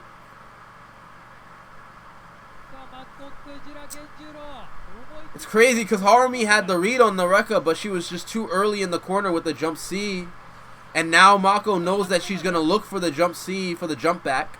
So Mako's going to immediately try to go for, you know, the guaranteed damage, as you can see there. But I don't know why he's not finishing the Rekka for the knockdown. No DP. Near 5C from Mako on the punish. It's not looking great for Harumy right now. But it's okay. Nice jump. Gets a DP for her troubles to try and establish pressure. Backdash, but that was a command grab, so no 5C punish. Genjiro can definitely throw in the 5C.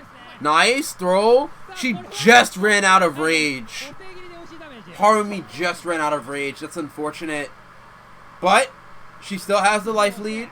It's not bad. She still has her meter. What's going to happen here?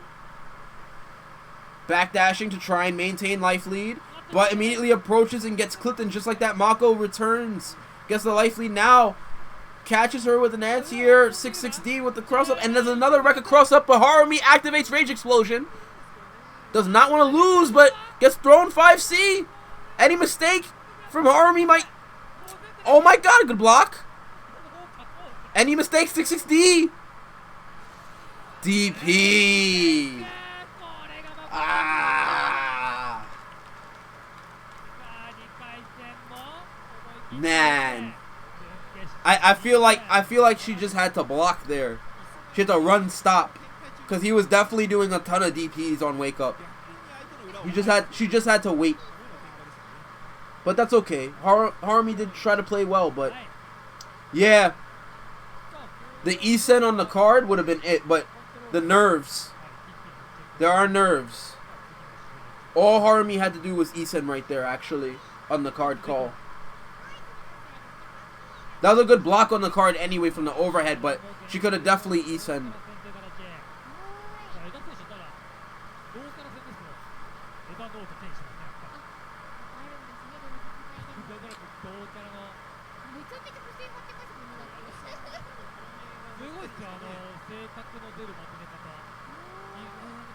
Yeah, I didn't even realize about the card. Like, I think that's another thing too, is that we weren't thinking too much about the card from Mako, because he was doing a lot of card and poke.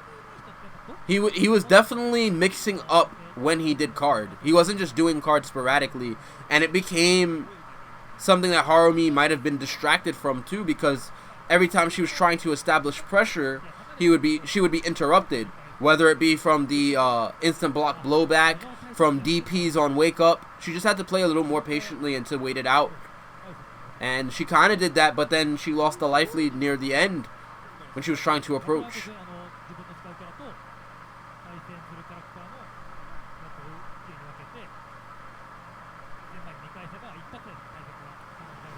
So Mako moves on.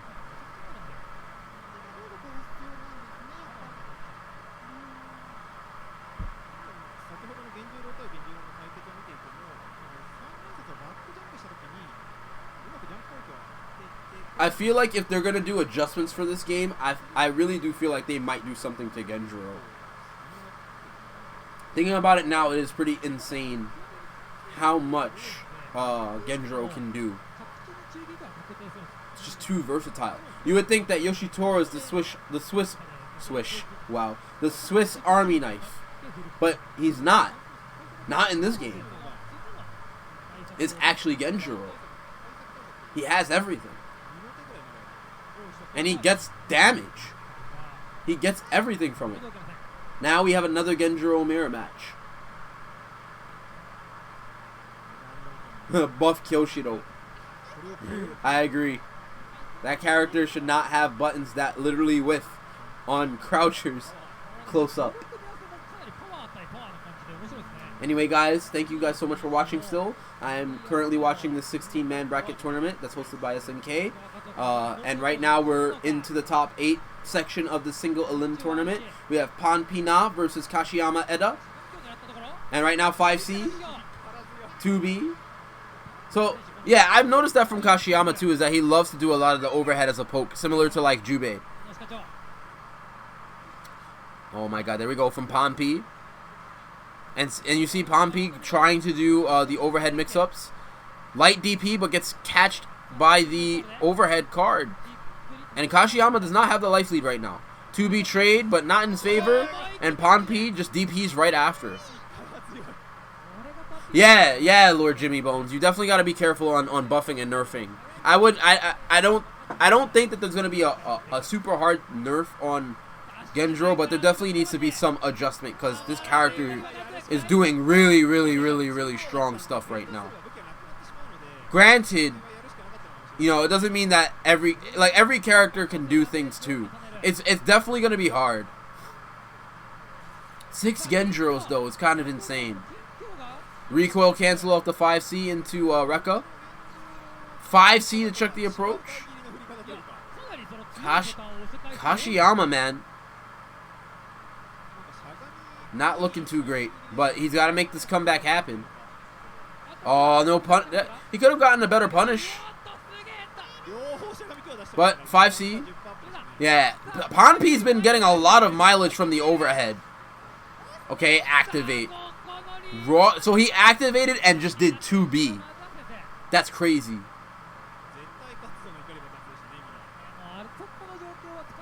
"2B is the normal. 2B is the normal with this character right now. But really, Panpi's just been getting a lot of damage from just checking Kashiyama's approaches with the 5C. He's doing a ton of overheads too. From safe distances, no less. Tries to go for the cross-up. So see, people are starting to understand now that, you know, you could just jump back to deal with the cross-up Rekka if you think they're going to do it. And you really got to be certain about that. Yes, Genjuro's 2D is special cancelable. They've been doing it all tournament, Lord Jimmy Bones. It is special cancelable. So he gets actual mix-ups because of the card overhead. Another 5C, this time from Kashiyama. Oh, tries to get the jump against the overhead. DP! Panpi, wow! He checked him with the command grab. Nice stuff from Kashiyama.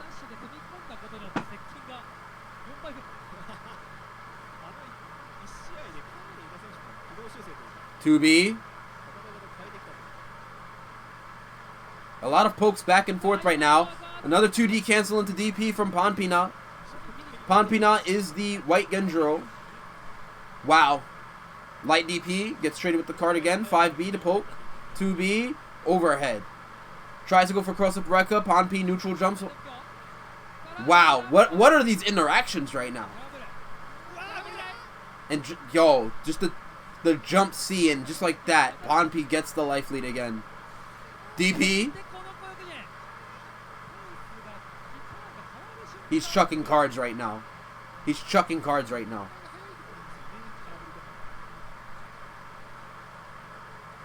"2B.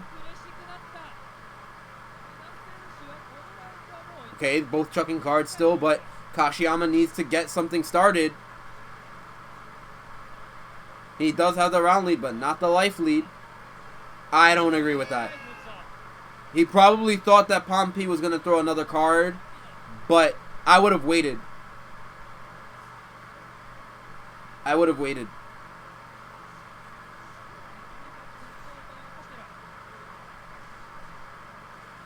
Another overhead from Panpi-na. Yeah, you see he's starting to stick out the overheads now. And the card is just stopping the DPs. Like, what? I don't think there's any reason not to hold the button down for the projectile if you're Genjiro. You always hold the button down for the projectile. Because then if they block it, then you get an actual mix-up. They both did the overhead. That overhead is really good. Another DP checks the 2B. See? He goes for the 2B there after the card bounce. It's really good. What up, James? Okay, activates. Activates. Rage Explosion. I like that. Panpi-na was getting overzealous with the overhead. He was getting very overzealous with the overhead.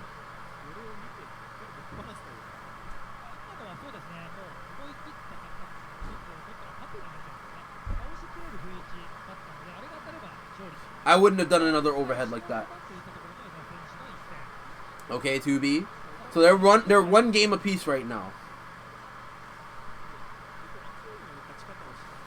Okay. Gets the jump C. Goes for the cross up. Panpi-na tried to jump back to make the overhead minus, but he canceled into the Rekka. Oh my god, 6-6D. He has to still hold the card too.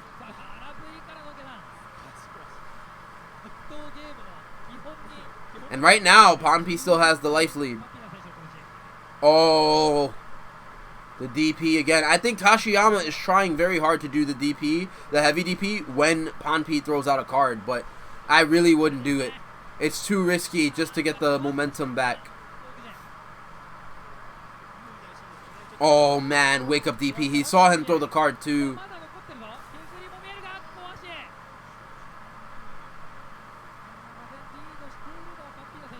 Yeah, repeating characters. Okay, so this game has really only been out for a month now.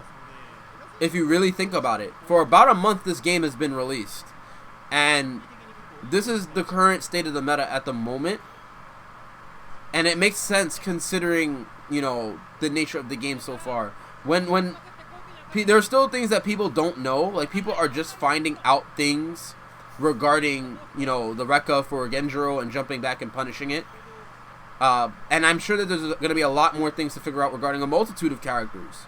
That was a good instant block blowback. You really just have to wait, because the game is going to have a ton of adjustments to it. That's why I'm waiting till after Evo to make like my first tier list, because there's still so much to really figure out. But I definitely think that Genjiro is very strong right now. And you still have DLC characters to worry about, yes. Wow, the raw cross-up Rekka. And he switches sides. Now Panpi-na is in the corner. Run-up command grab. Oh, he tried to do 6-6B. But remember that backdashes are also frame 1 airborne. So he probably avoided the low that way. Gets the throw. Forces Kashiyama to activate Rage. Does another overhead. He had the goal to do it even after he got E-Sen.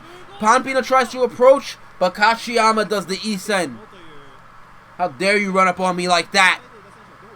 And now we are at final round, final game for this match in top 8. DP, don't jump. Tries to go for cross up Rekka. Did he try to deflect there? He probably expected for the 2B to. And he has no rage. Kashiyama with the risky DPs. This is bad. DP to stop the approach. This is very bad.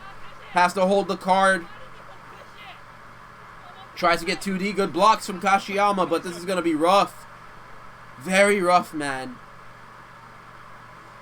Overhead. this is looking pretty grim. Okay, he gets the 6-6 slash. Is he gonna bring it back? He doesn't have rage. Aw, the trade. Panpi-na did 5B. He takes it.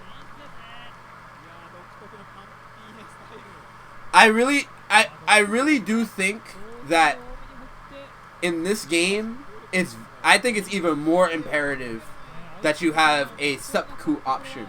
So if you guys don't know, in Samurai Shodown 5 Special, you could basically commit seppuku for your character, and it had various animations. So like, for instance, I believe there's a character that runs away. I forget who it is. I think it's the character with the umbrella. You have Charlotte who drinks something very suspicious. Ukyo keels over from his tuberculosis. But the point is that each of these characters, they have the seppuku option in case they are in an unfavorable situation. Shizumaru, thank you, the character with the umbrella. The character with the umbrella just runs away. Even if you can't have those very, like, those very suspicious animations, you could still have it to where characters do something, like maybe run away, maybe just, you know, do a little pose, something. So that way they don't get caught in a situation where it's like, well, I've lost my weapon, it's off screen now, and I don't want to give my opponent raged in order to make the comeback. Let me just lose this round and go into round 2. You know? I think that I think that needs to be done. So that way you could speed up the games a little bit faster, right? Because there are going to be some instances where people are not going to want to play out the match and make a comeback without their weapon, especially knowing that they'll give rage to the opponent come the next round.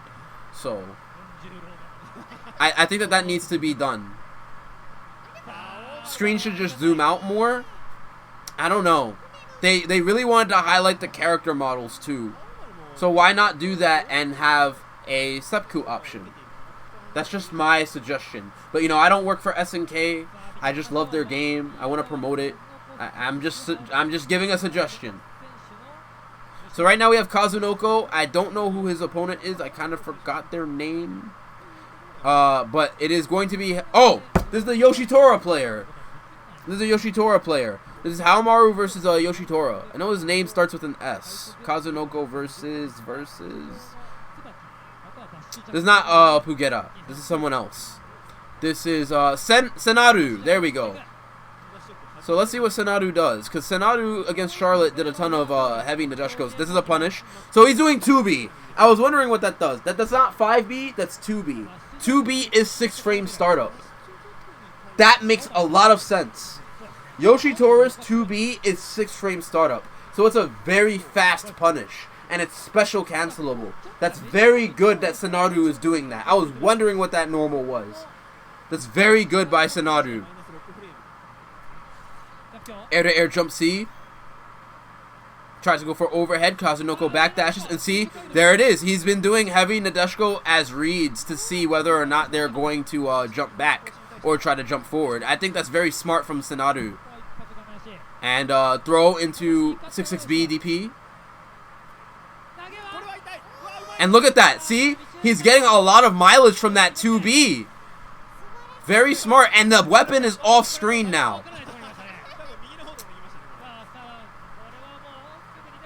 If I was Senaru, I would wait it out until Harumy loses rage. But, you know, it's just me. See, now, yeah. Wait it out until he loses rage. But, can Kazunoko make the comeback? Good block. The dodge. But gets 5-8. Yeah, Lord Jimmy Bones. He's doing heavy Nadeshko. He's doing heavy Nadeshko to as a read on jump-ins. Because remember that Shirayuri has a lot of startup. Nice. He does 6-6C to corner carry. Kazunoko wakes up with DP. Gets the jump-in. Checks the jump-in from Senaru with a heavy DP. Whiff cancels into... projectile. And right now, Kazunoko's trying to hold the life lead. Does 6-6A, try to keep safe pokes, but he gets 5B for his troubles into WFT. And again, tries to go for overhead. 6-6C to catch Kazunoko, probably pressing a button to try and pick up his sword. 2D tries to do Shirayuri to check him for doing a 2C. Activates Rage Explosion, Kazunoko. That wasn't a 6-6B. I think that was 5B. I don't think that was 6-6B. Because Senaru did not dash. I didn't see Senaru dash. Yeah, Senaru's Yoshitora is really good, man.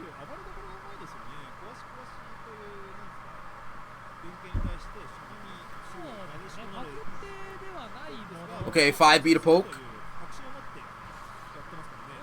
6-6. I know 6-6B is 7 frames.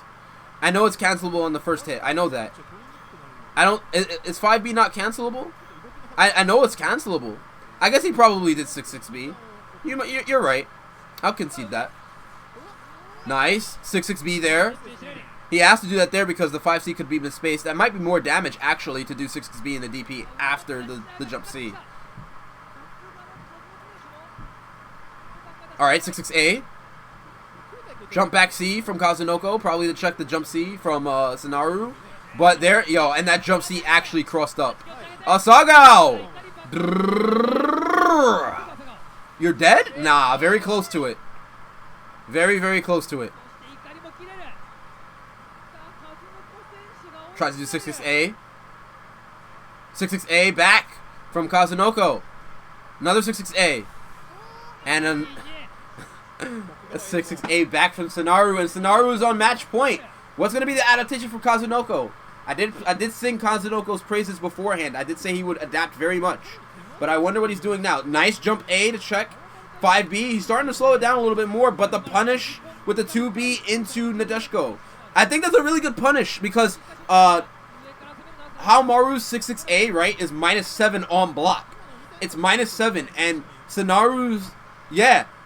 Yoshitora's 2B is 6 frames. So he's definitely doing that to deal with the misspaced 6-6A from Kazunoko. That's very smart from Senaru.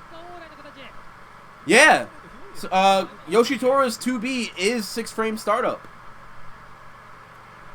Yes. It's 6 frame startup. Nice 6-6A. Kazunoko does have the life lead. He is trying to play it lame. He's trying to keep it patient. Nice DP.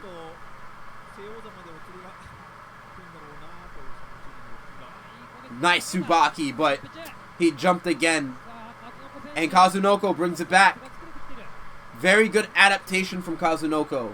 What is Senaru going to do here? 6-6A. Trade.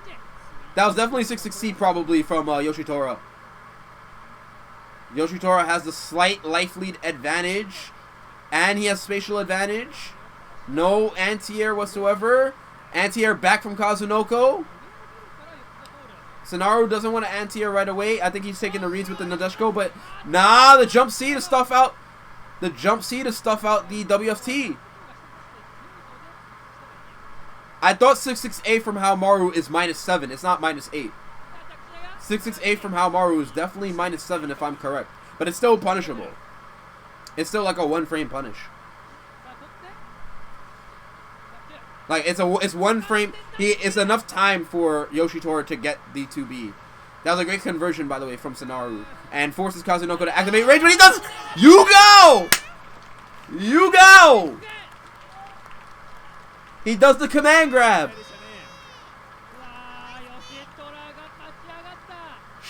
Yo, Senaru is showing Kazunoko his girls. He's OD right now. People cannot deflect jump-ins. In 5 special, you used to be able to deflect deep jump-ins. You can't deflect any jump-ins whatsoever now. You can only deflect grounded normals. So this Senaru's Yoshitora is really solid right now. Really, really solid. Really solid. 6-6A is -8. I thought it was -7. Let me check again. I'll concede if I'm wrong. I thought it was minus 8. I'm not minus 8, minus 7, my bad. I thought it was minus 7, not minus 8, but I can check again. I have the frame data right here on my phone, just to make sure I can correct myself. So let's check. Harumy. Let's check.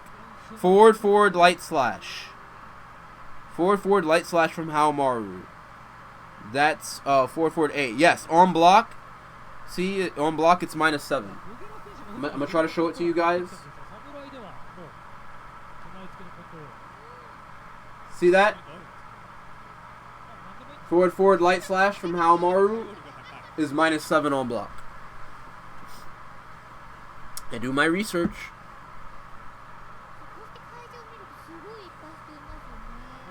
That's why I said it doesn't matter either way because Yoshitora still gets 2B. Yoshitora's 2B is 6 frame startup. So, and it's special cancelable. He's been making a lot of mileage out of that. That's a good thing to do. Aru, take notes.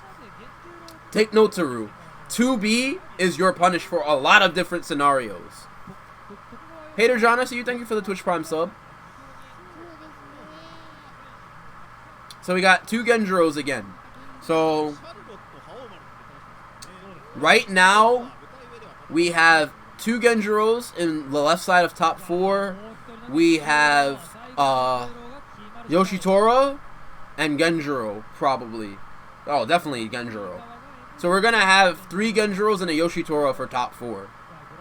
Once again, guys, thank you guys for watching so much. I'm just restreaming the SNK tournament. It's a 16-man single elimination tournament that they're doing. Granted, it was probably a longer tournament than this, but this is just what they decided to stream. So right now we have Mjima versus Pugera. Nice blowback. That was very, very smart from Mjima. So he didn't have to deal with the overhead. But 6-6C from Pugera.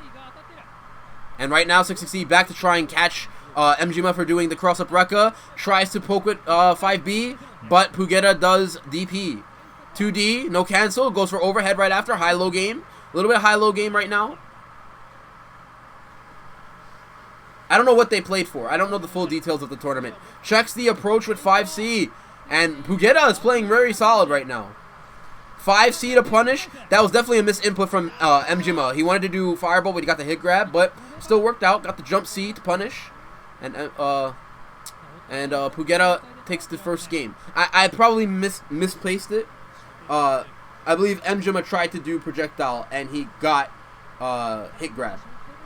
I could be wrong. Pugera is the one in the black, in the black hair, and Mjima is the one in the red hair. So, just to eliminate confusion. So yeah. So 2B tries to check the approach. 5C tries to go for cross up, and see there again. We're seeing a lot of players start to do jump back to deal with the cross up Rekkas. Nice 2B to check. He tries to DP, so he didn't have to deal with the overhead. But you see, as I'm saying, Mjima is this is Mjima play right here. This is his modus operandi. This is Mjima's modus operandi. He loves to do the card high lows. He loves to do them to establish a mix-up game. But Pugera definitely goes for cross-ups. Cross-up Rekka. And ends up heading on the same side. Nice DP. And this is pretty even. Mjima has the slight life lead. He wakes up and does 5D into Rage DP. What's going to happen now? Ultra 6D. Oh, activates Rage Explosion. Doesn't care. Pugera goes for it anyway. No, yo, that's OD. He actually canceled the 2D again. That's so good. That's really good. 2D is cancelable. I still can't believe it. He did 2D and canceled into the Rekka. That was an actual combo. That's so good. So Pugera takes the first game. Overhead. Oh, I appreciate the gameplay. I mean, it is a small issue that there's a ton of Genjiros, but everyone is playing differently. Like, as I'm saying, like, you see how some of these guys are going for high-lows with the card, and you see that they have enough knowledge of the character to know that the Rekkas are not real, that they're jumping back and trying to do different punishes. So these players are also very smart. They're not just, you know, playing Genjiro and getting carried by them, and that's what a lot of people need to realize, right? It's not just these characters, it's the players that are carrying the character, not the character carrying the players. Not entirely, anyway. Genjiro's still very strong. Anyway, you know, I should be talking about the match. Mjima makes the adjustment. Nice! Good read for the air-to-air. Tries to punish the whiff DP with 660, but too far. Tries to command grab, but Pugera goes with the cross-up Rekka. Okay, 2B, 2B. Jump C, 2B. 5B. Nice whiff punish. 6-6D. DP. I'm just listing moves right now. Goes across. That was actually pretty cheap. He had to block the overhead card and deal with the left-right. That's crazy. Mjima is looking really good right now. This is looking like his game. Nice 6-6D.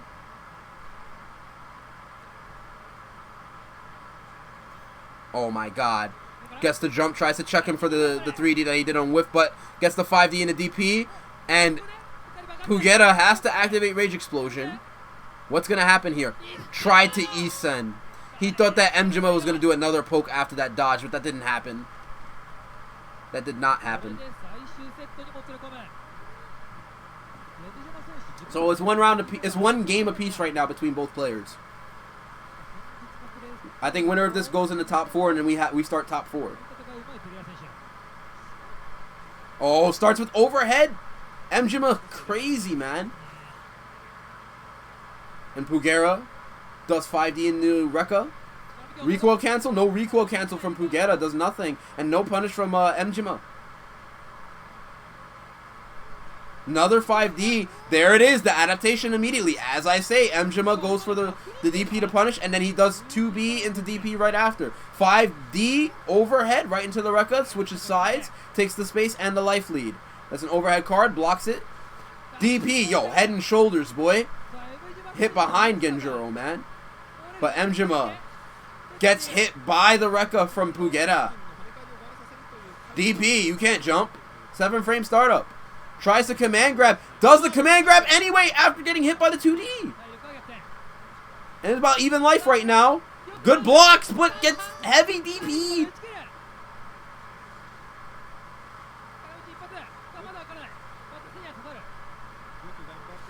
Wow. So we've noticed that from Pugera in this tournament too, by the way. He will bust out. He does not care. He's definitely just going to do that. Granted, it is the first round, so why not? Good instant block from Mjima, but no instant block. Nice anti-air again to check the DP. And there it is again. Pugera is not respecting Mjima on his wake-up. He's just going to DP. Nice block, but tries to respond and gets punished with 5C from Mjima. Jumps in and does DP right after. This is crazy. We're seeing a ton of DPs right now. Goes for the cross-up Rekka, gets the guaranteed damage, and because of rage, it does a ton of damage. Nice neutral jump. Neutral jump again. Nice combo jump. Forces Mjima to activate rage. Life deficit is crazy, but wow! Roll right into his loving arms with the command grab, and Pugera takes it. 4-frame command grab, guys. So we've got 3 Genjiros and a Yoshitora for top 4.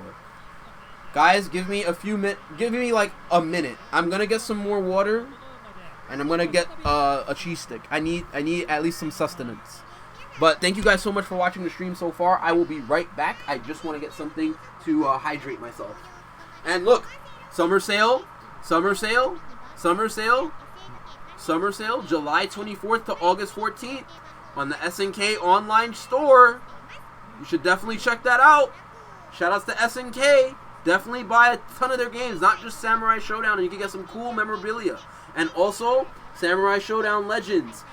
They're basically covering the entire lore from the original Samurai Showdowns all the way to the remake. So definitely check that out too. They're having a little bit of an event for that. Be right back, chat.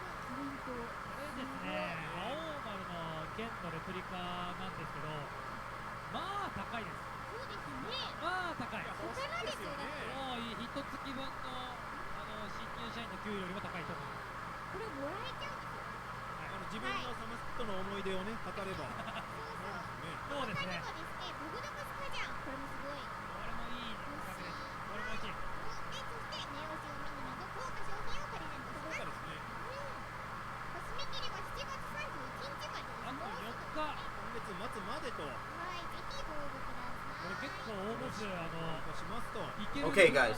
Sorry about that.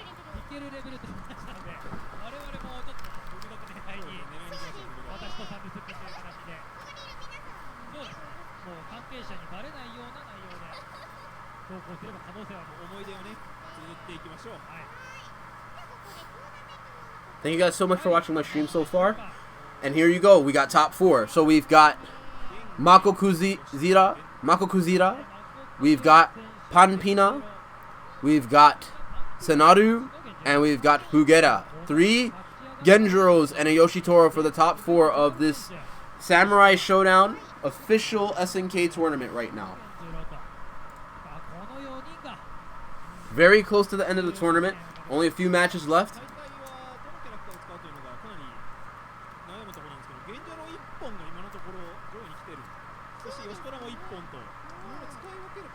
It's going to be crazy. I'm actually rooting for the Yoshitora because the Yoshitora has been looking very good so far. The Yoshitora has been looking very, very solid.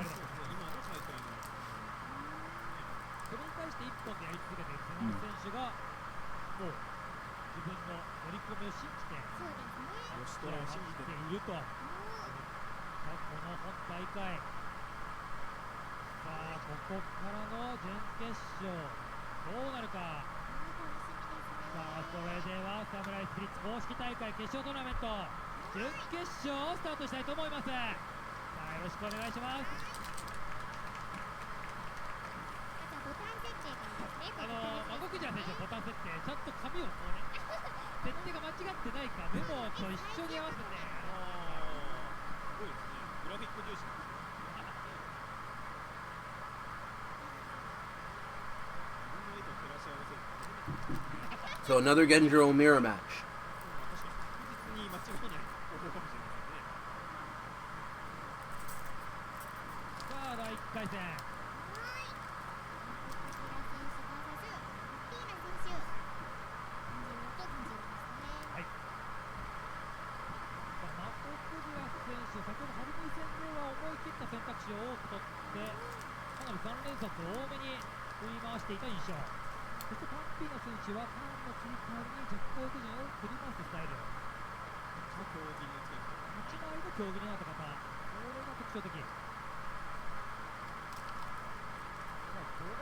Okay, guys.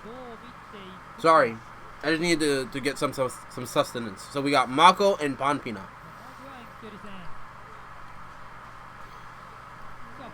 So as you see, Mako, he loves to go for the cross-ups. And that's going to be to his detriment.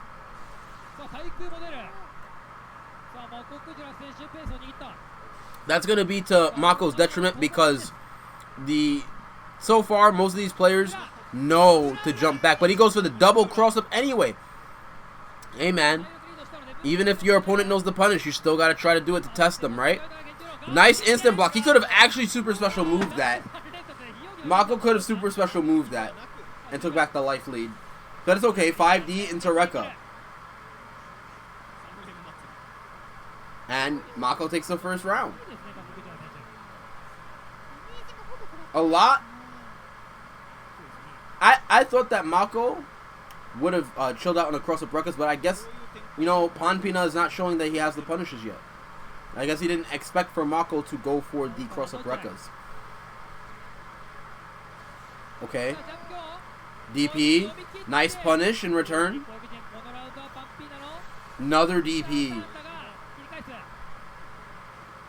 He did his jump C too early and got anti-aired by the 5D. And Panpi-na is looking pretty solid right now. With cancel 5A into the card. That was a deep neutral jump C. Another one. Yeah, Panpi-na is literally just keeping him out right now. Not trying to have him... Yeah, exactly. He's trying to stop him from going in and starting any of his offense. Because Mako is very aggressive. And he had to be in this particular instance too because he didn't have the life lead there. Wow, they both started with the same normal jump D. Wow, just DP. Okay. And the autocorrect 6-6C notices that Panpi is jumping in a lot. Nice instant block blowback. Gets the conversion off the card, tries to go for a cross-up, and as I was talking about before, Panpi now sees that he tried to do the cross-up and got the punish, but tries to jump in again and gets instant block blowback. Mako did it 2 for 2 so far.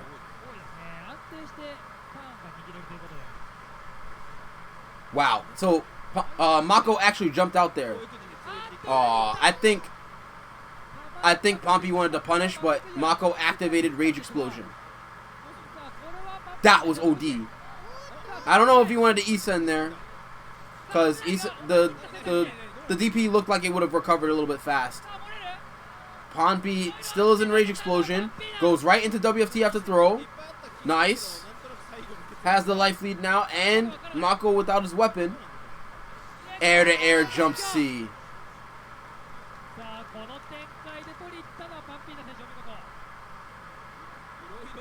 And Panpi, I believe, takes the first game.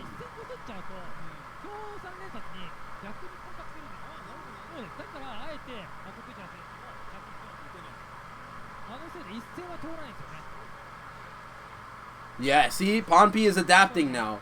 See the neutral jump on the Rekka, and then punishes accordingly. Panpi knows. So Mako's definitely going to have to change it up a little bit. Nice jump C. DP. So far so good. 6-6D. Right now Mako is doing very great in the neutral. He's slowing it down. Nice. Gets the guaranteed damage. He's not doing the cross-up anymore. He recognizes that Panpi knows how to deal with the cross-up, and he's deciding to play a little more patient now. Mako is definitely just playing the lane game, now that he has a life lead. But he's getting cornered. Just does the Rekka? Just to get out the corner like that? That's crazy. I wouldn't have done that, knowing what Panpi's been doing so far.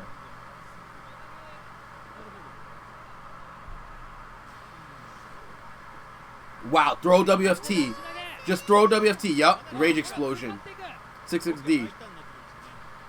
Tries to go for another cross-up Rekka. Has enough time to DP the jump right after. Command grabs him. This is crazy. Tries to cross up Rekka, but gets 5C for his troubles. DP's back. He's not going to be able to throw in a WFT this time. And Panpi-na lost. He loses his Rage Explosion. And Mako still has Rage. Oh my god. Panpi checked the 6-6D with the neutral jump C, and now Panpi is on match point. Mako tried to go back to his own ways and be a little bit more aggressive, especially since he had the Rage Explosion. Or rather the Rage, I apologize. Nice 6-6D to check the backdash, the evasiveness from Panpi.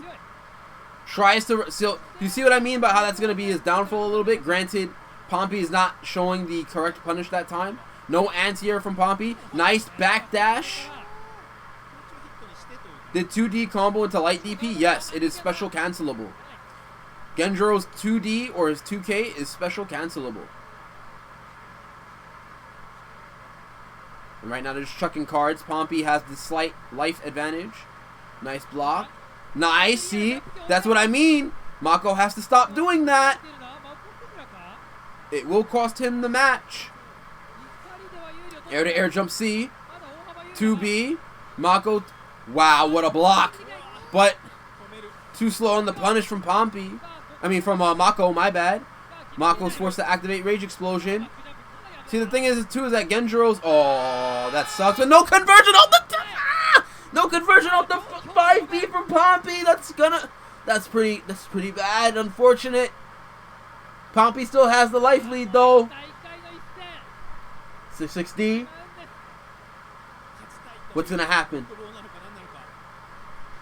Oh my god, another 6-6D. 2D canceling the DP. Overhead blowback. 1 second left. Oh my god, the dash up DP. Mako letting his Ungamentals out, but Panpi's not having any of it. Takes it. So, if I was Mako and I activated Rage Explosion as Genjiro, you do know that Genjiro's E-Sen is the only E-Sen that goes full screen. It's the only E-Sen in the game that goes from one part of the screen to the other side of the screen. So I would have definitely, if I saw the backdash, I would have definitely done that. Immediately.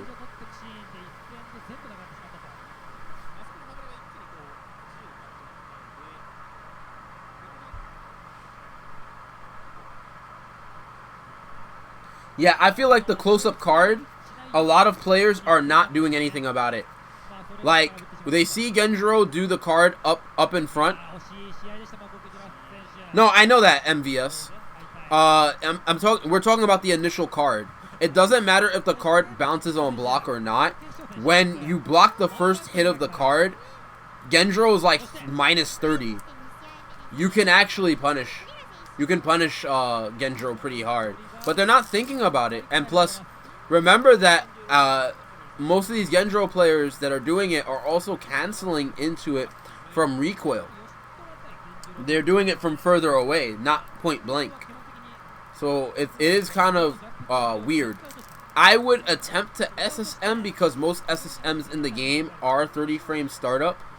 Or I would attempt to at least try to punish. Some Genjiro players try to light DP, but they get hit by the card. They could be doing a little bit more than that. The card on hit is also... yeah, the card on hit also has a ton of hit stun as well, yes. So the card on hit also rewards a lot of damage. And we saw that earlier in the set. I believe it was a Harumy player, was it? It was a long time. We saw this in the same tournament. I think it was Pugera who tried to go for the overhead mix-ups. It was a very passive Minami. It was a match with Minami, Pugera and Minami. Pugera was doing a ton of the card stuff, the card high-low mix-ups, and Minami was just taking it. And on hit, they have a ton of hit stun, and he was confirming into them. So, yeah, it's good. It's really good on hit. So now we've got Yoshitora. This Yoshitora is really good.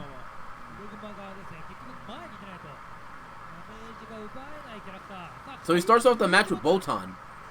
I wonder why.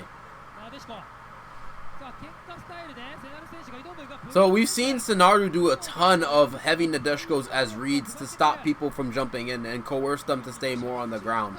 I wonder how he's going to fare fighting this Genjiro.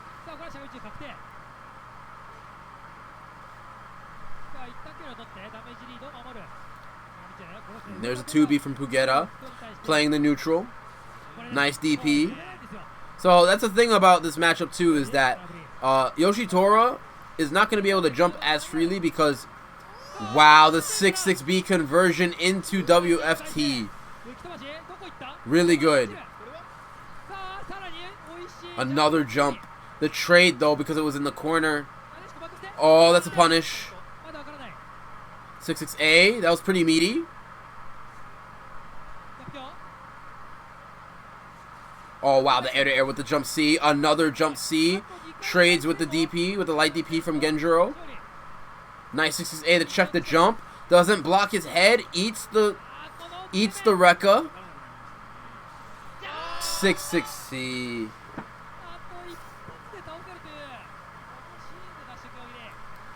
Oh, take care, MVS.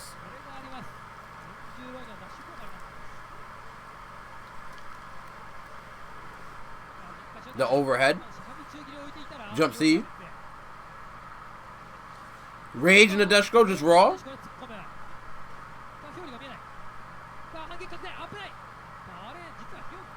Nice 6-6A.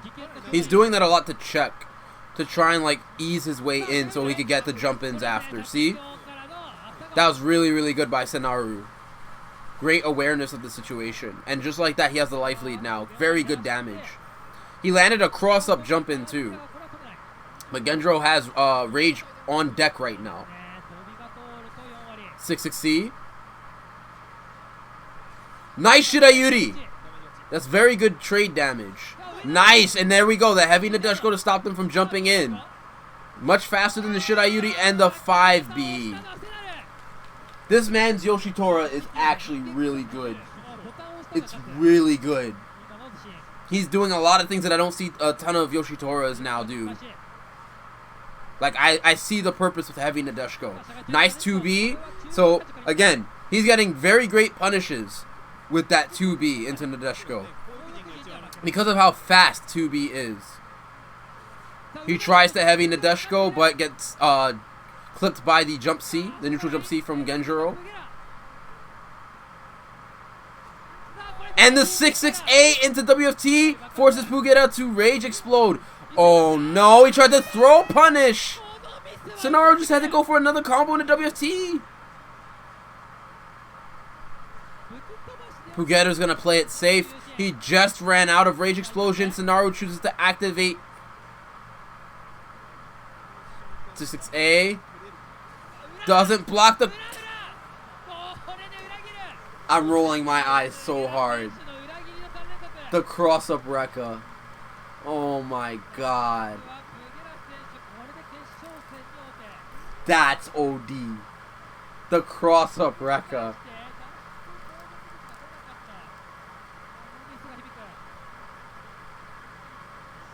Good stuff, Gelstein.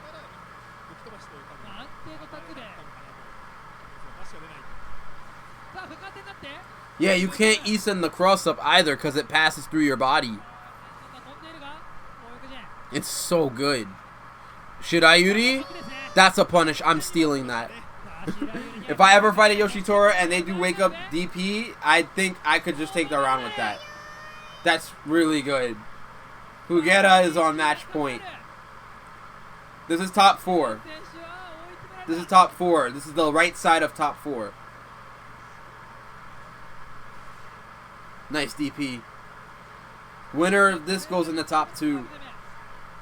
But Pugera's on match. Oh my god, nice. Good 2B in the WFT. And the other, okay, so another good thing about that too is even if they decide to recoil into deflect, right? Even if they press a button that is recoil cancelable, the 2B is a low. The 2B is also a low, so you can't deflect it. So they have to commit to a DP the moment that they press a button that's negative. So all in all, that's a really good option that Yoshitora has. It's a 6-frame cancelable low that can punish people. I think that's really good. Senaru definitely did his homework with this character for sure. See? Another 2B. Nice. He's definitely making the adjustments. He's landing the small punishes. Nice Tsubaki, but gets hit. Gets hit by the 5D because it's 3 hits. I think the 2B hits low. Doesn't the first hit low? It looks like it hits low. Another jump in. A third jump in. Oh my god.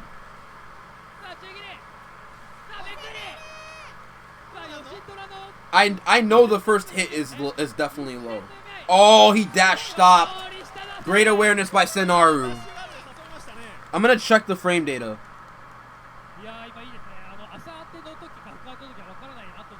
Let's see, Yoshitora 2B. That's really good by Senaru. I'm actually rooting very much for this. I'm a little bit biased, but this guy has been playing really well with Yoshitora.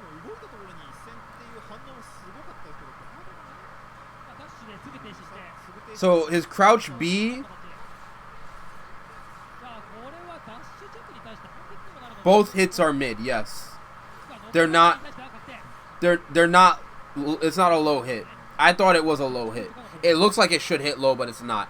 I'll concede that. I'm sorry, guys. I blinked. I actually looked at the frame data, came back, and Senaru... Oh, the Rekka. Pugera. Nice, Tsubaki! To bait the throw in the jump C. Punish with 6-6B in the DP. Wake up command grab.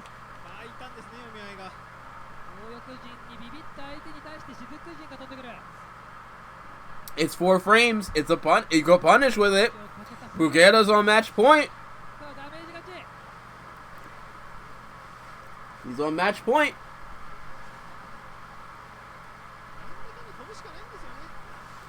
Nice heavy Nadeshiko. Tries to check with 6-6A. 5D in the conversion.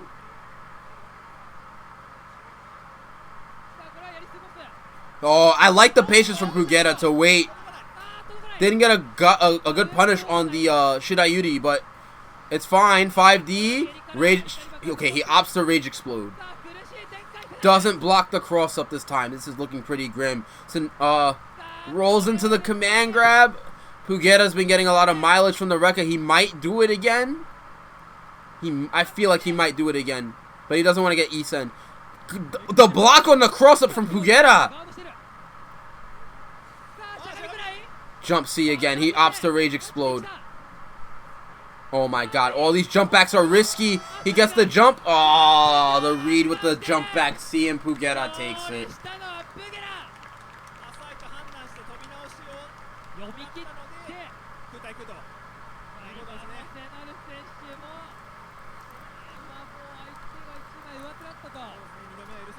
Dang.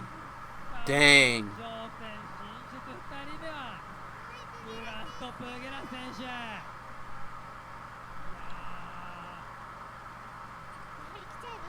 Good stuff from both players.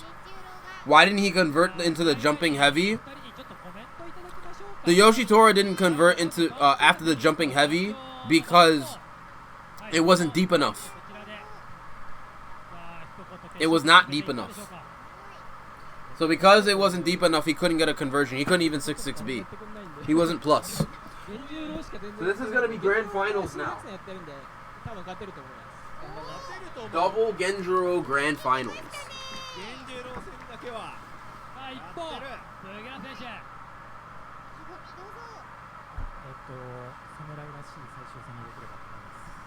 This character's crazy. Genjuro is crazy, guys.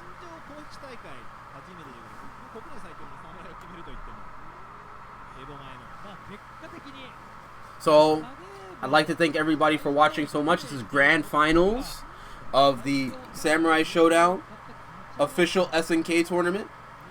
This was out of 16 players. We now have 2. Both of them play Genjuro. You really don't want to nerf the game this early. You don't want to apply balance changes early. It's only been a month. It's only been a month. As you can see, while there are a ton of Genjuros, a ton of those Genjuro players know how to deal with some of the Genjuro stuff. The jump back C to deal with the cross up Rekka, they have options. People have options. So the character is tough to fight, but it's not unbeatable. There are ways to deal with what he's doing. And I feel like as the game progresses in growth, people will figure out what to do against Genjuro. But there's no denying that this character is very strong. So this is grand finals. We got Panpi-na versus Pugera. These guys know how to switch it up between neutral and offense very well. So I definitely want to see this.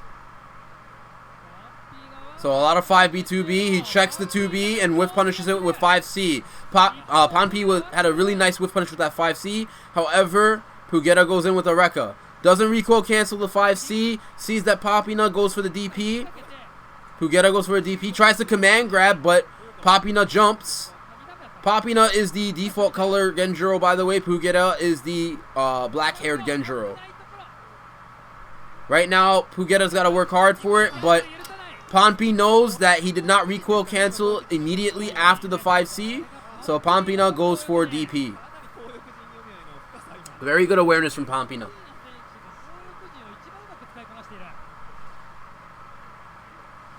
Nice 5B.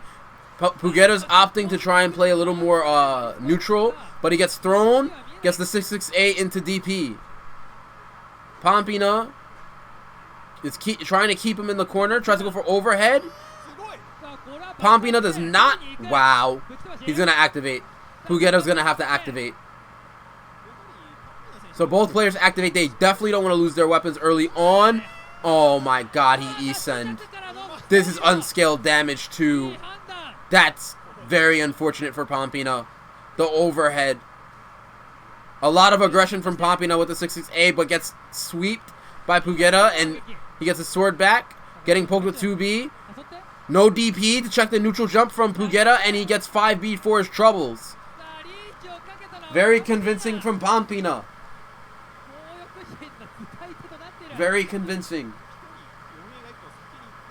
WFT is such a better decision. You get rid of their weapon, and it's unscaled if you manage to hit. Of course it was very good in that scenario. 5D. Inoshikasho. Tries the 5C, an approach from Panpi, but Panpi makes the adaptation, starts to jump when he sees that situation with the fireball. Pugera goes for the cross-up.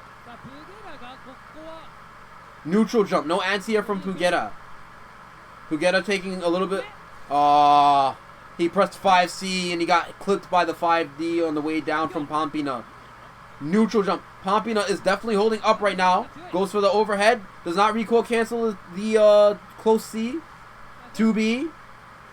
Nice overhead again from Panpi-na. He's doing a lot of that. He's doing a lot of his dashing A and overhead. Tries to get the 2B. Does not block the overhead, Pugera, but DP. Pugera tried to jump out, and now Panpi-na is on tournament point.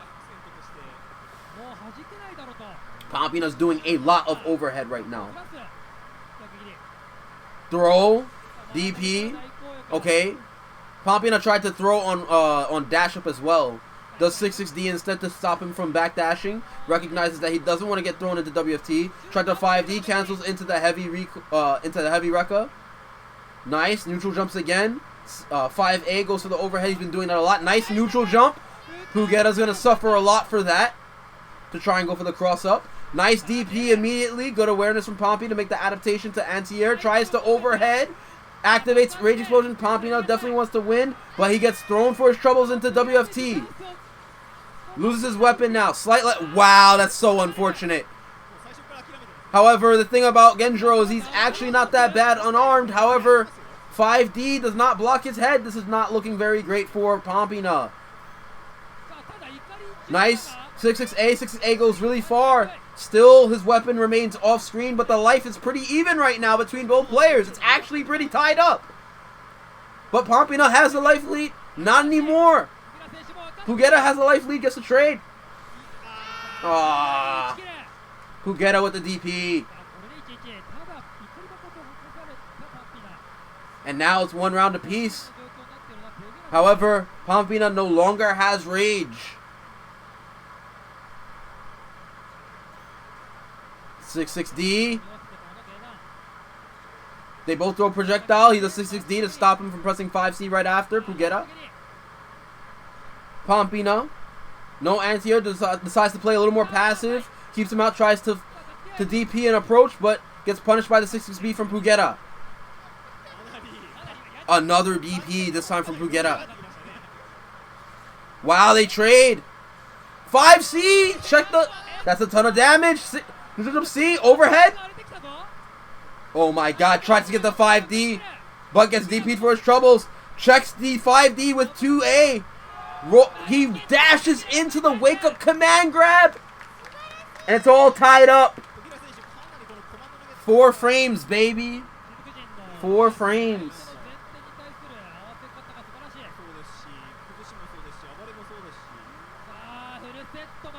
The winner of this match, the winner of this game, wins the tournament, guys. 2B. Tries to do 6-6B. Overhead. Panpi-na is still trying to make do with the overhead. Tries to recoil cancel into the fireball. However, Pugera does not want to deal with the card. What a backdash! What a backdash! Yes, 5D. It is minus 30 on block. You do not have to respect the card if you block it. 5D into weapon flipping technique. Pugera does not want to spend his rage explosion. I respect that. Goes right into 2A into the Rekka. Panpi-na tries to go for 2D. Goes for the overhead.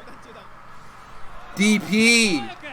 It's so scary to deal with that 2D because the 2D is cancelable and it could go into bigger damage.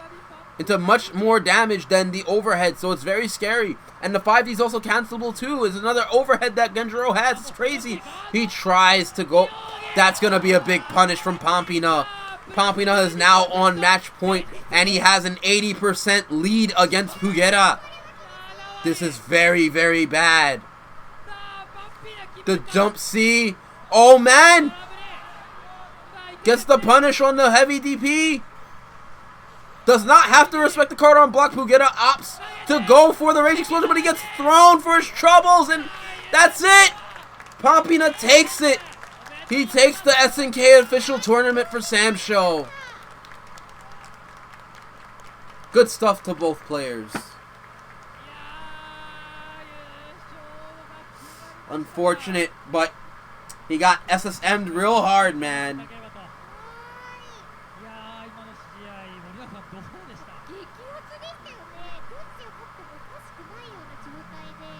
Oh, man. Panpi-na doesn't even own the game? Oh, my God. That's like the Jonah situation over here in the East Coast, man. That's crazy. He doesn't even own the game. Genjiro's OD. I don't care. This is okay. I'm gonna break a little bit of silence for a minute. Genjiro is actually godlike. That character's OD.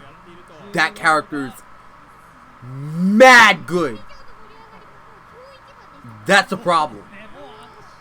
Something's gonna be done to that character, whether you like it or not, in the near future. Not now, but in the near future, that character's definitely getting something done to him. Genjiro. The fact that players are picking up the game in tournaments.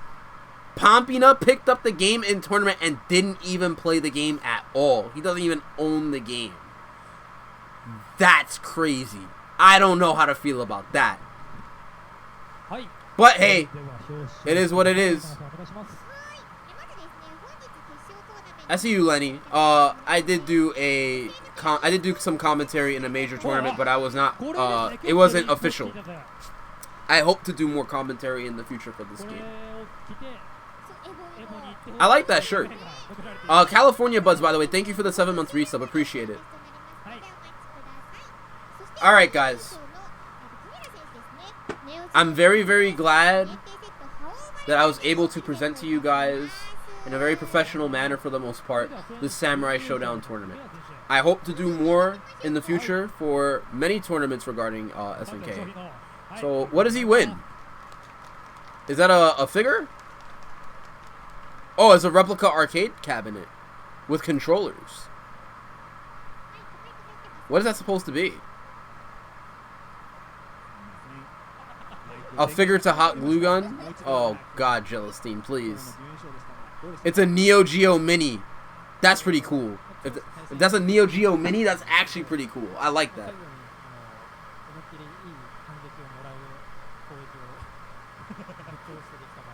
He doesn't even play the game.